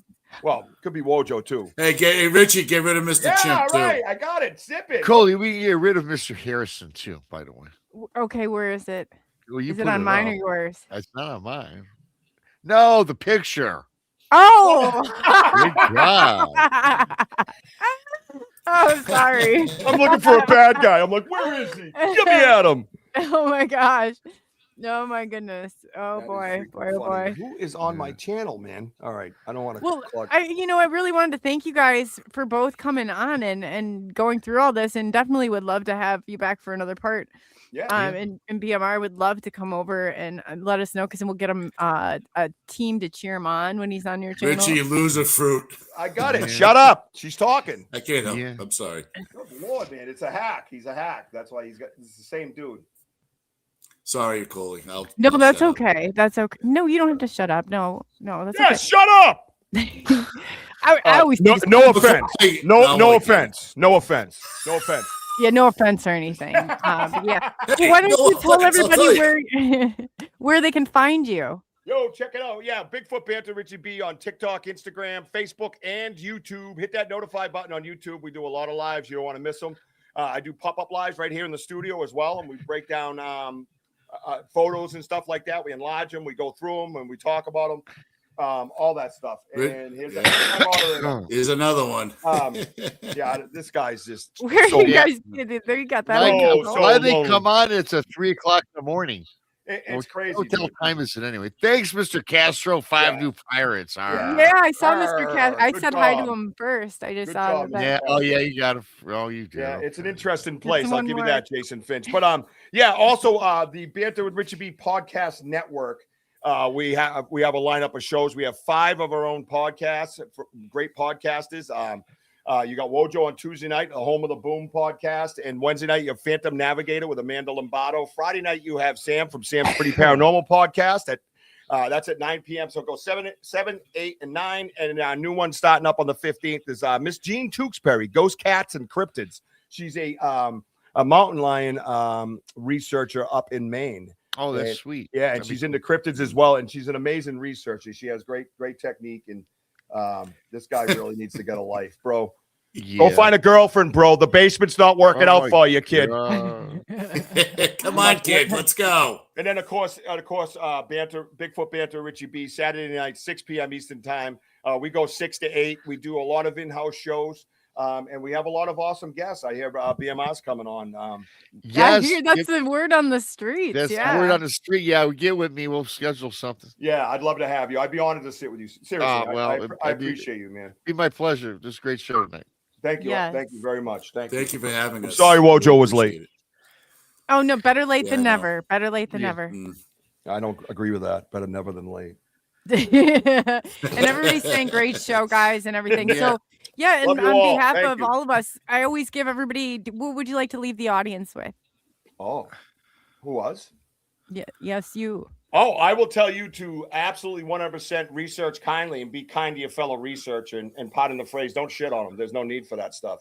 Discuss things respectfully. You'll get further. And I also want to say, I love you, baby Jack. I love you, Mama. I see you, Ella. Keep climbing, everybody. Keep climbing. Wojo, what do you do? Wojo, get us out of here because that's what you do. Wojo, how about you?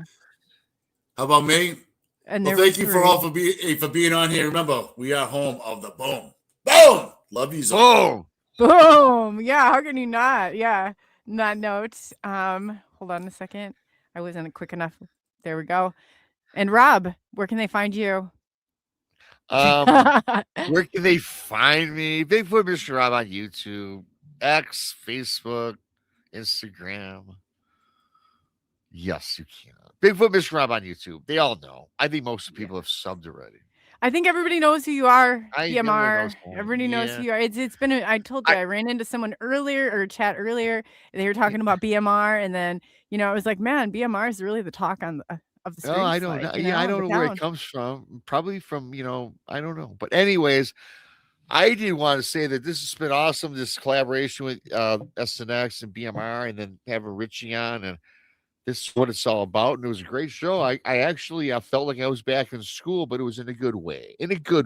Absolutely. And then like I said, I mean, he really has a good idea, and like I keep going with it. And he's got the enthusiasm, and he's really got, so that's so important. Definitely. Absolutely. Well, on that note, thank you for taking the journey into the unknown. Oh, I did want to make mention Saturday night, BMR and the girls. Yes. Well, it's gonna be Brandy. I do a Saturday night show. I do 3 days shows a week, but 11 o'clock at night is always a fun show. Yes, late night Beyond the Bazaar with BMR. Yes, and you can go into the description. You can see when both shows, all their times and their channels. So Rob's, Tuesday, right? Thursday. Tuesday night at 9, Thursday afternoon at 1 and 11. And they're all Eastern Standard Time. Thank you. Saturday. Standard Time. Yes, thank you. Yeah. So if you haven't gotten over and you guys have not subscribed, and hit that like, comment, share, do whatever on all channels, these are good places to be. So we appreciate each and every one of you. And I love how Pancho always says, I'm just here for the booze. Sorry, Coley. But yeah, Pancho, standard Pancho. Oh, Pancho, is he on your channel? Pancho. He's on yours. Yeah, he's been on yours all night. Good for Pancho. Oh, thank you, Pancho. See, but you know what? We're gonna skate it out. Pancho and we're gonna skate it out. And before I just want to thank everybody that gave any channel super chat. Like, time to get her done. He's talking about those skating. Benno, Thank you so much, Benno. I mean, it's greatly, greatly appreciated. Chris, welcome to the SNX. We don't know exactly what we are yet, but we're together. Yeah. Yes, and the elder, that was great that you gave. Yes, to Richie and their channel. That's amazing. And Pops, I guess they call you. Show That's Pops, awesome. Yeah. And Quack. Yeah. And Quack. And Castro without an R. Yes, Mr. Castro. Rob's got 5 new pirates, so that's pretty exciting right there. Yeah. So thanks to each and every one of you. We all appreciate it. Without you, we couldn't be here. So now, no, Rob, what did you want to leave the people with? That I love the people. Without the people, we would not be on air. Really? I think I just said that. Anything else? That it's not copying off of my. You didn't say that. Did you say that, Coley? Flip it. I'd like to say that no matter what your thought process is, no matter what your beliefs are, when you come on these shows, have an open mind, because we will deliver what is not expected. Think about that. Yes, we will. Absolutely. Yes, we will. And it takes personalities that are big and bold to do so. So, yes, absolutely. Yes, so, on that note, Poncho asked me if we have a deal. I didn't see the deal, but I am a deal maker. Yes. I think he's talking to me about skating. Well, he said BMR, not Coley. Well, he did? Look what it is. Can you read it? Does it say BMR or Coley? I was just thought he was talking to me. Sorry. Yeah, well, he probably was. No, but what's the deal? Yeah, we haven't done. Now I just have to know the deal. Yeah. Hey, Woody. Well said, BMR. Yeah. Just real quick. Oh, pawn shop talk. Oh. Okay. Yeah. Yes, we got a deal. Poncho Zorch. I still save these. I got to tell you, Poncho, the shirt. I met Poncho last year in Alabama. He spilled a drink all over my shirt, and I still haven't washed it yet. Yes, I still haven't washed it, Poncho. Just to let you know, I changed it, and every time I look at it, I think of you, my friend. So thank you so much. Thank you for the christening in Missouri. Yes. Oh, that's awesome. That's awesome. Yeah. So on that note, again, thank you for taking the journey into the great beyond. I don't even know what I'm saying now. The great beyond. Yeah, I know. Into the unknown. 3 hours for it. I'm watching behind me. I'm reading my script. So you know what? For this, I appreciate everybody. I'll be back again Sunday night at with Mojo the Mad at 8 p.m. Central Standard Time. But do check out Rob's show Saturday. I'm always there. It's the best place to be on a Saturday night. He's got a great show. It's 10 p.m. Central Standard Time, 11 p.m. Eastern Standard Time. So on that note, we are out of here. Bye, guys. As soon as I can get myself off of here.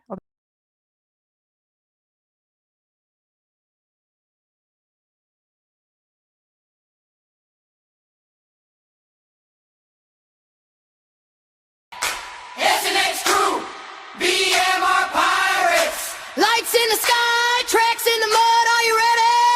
Stop if you believe.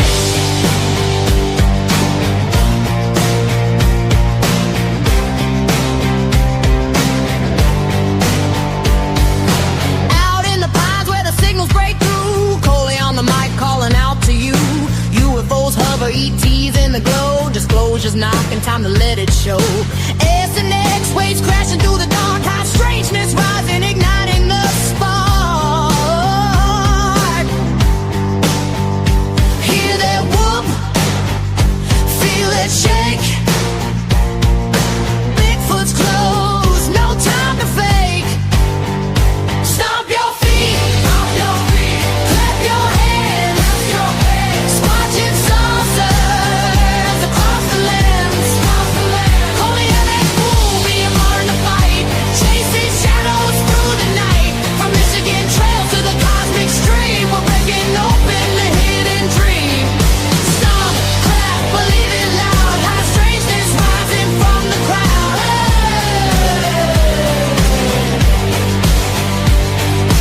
Deep in the woods, eyes glowing red. BMR step where the legends tread. Vocal thunder, snort in the ear. Sasquatch standing crystal clear.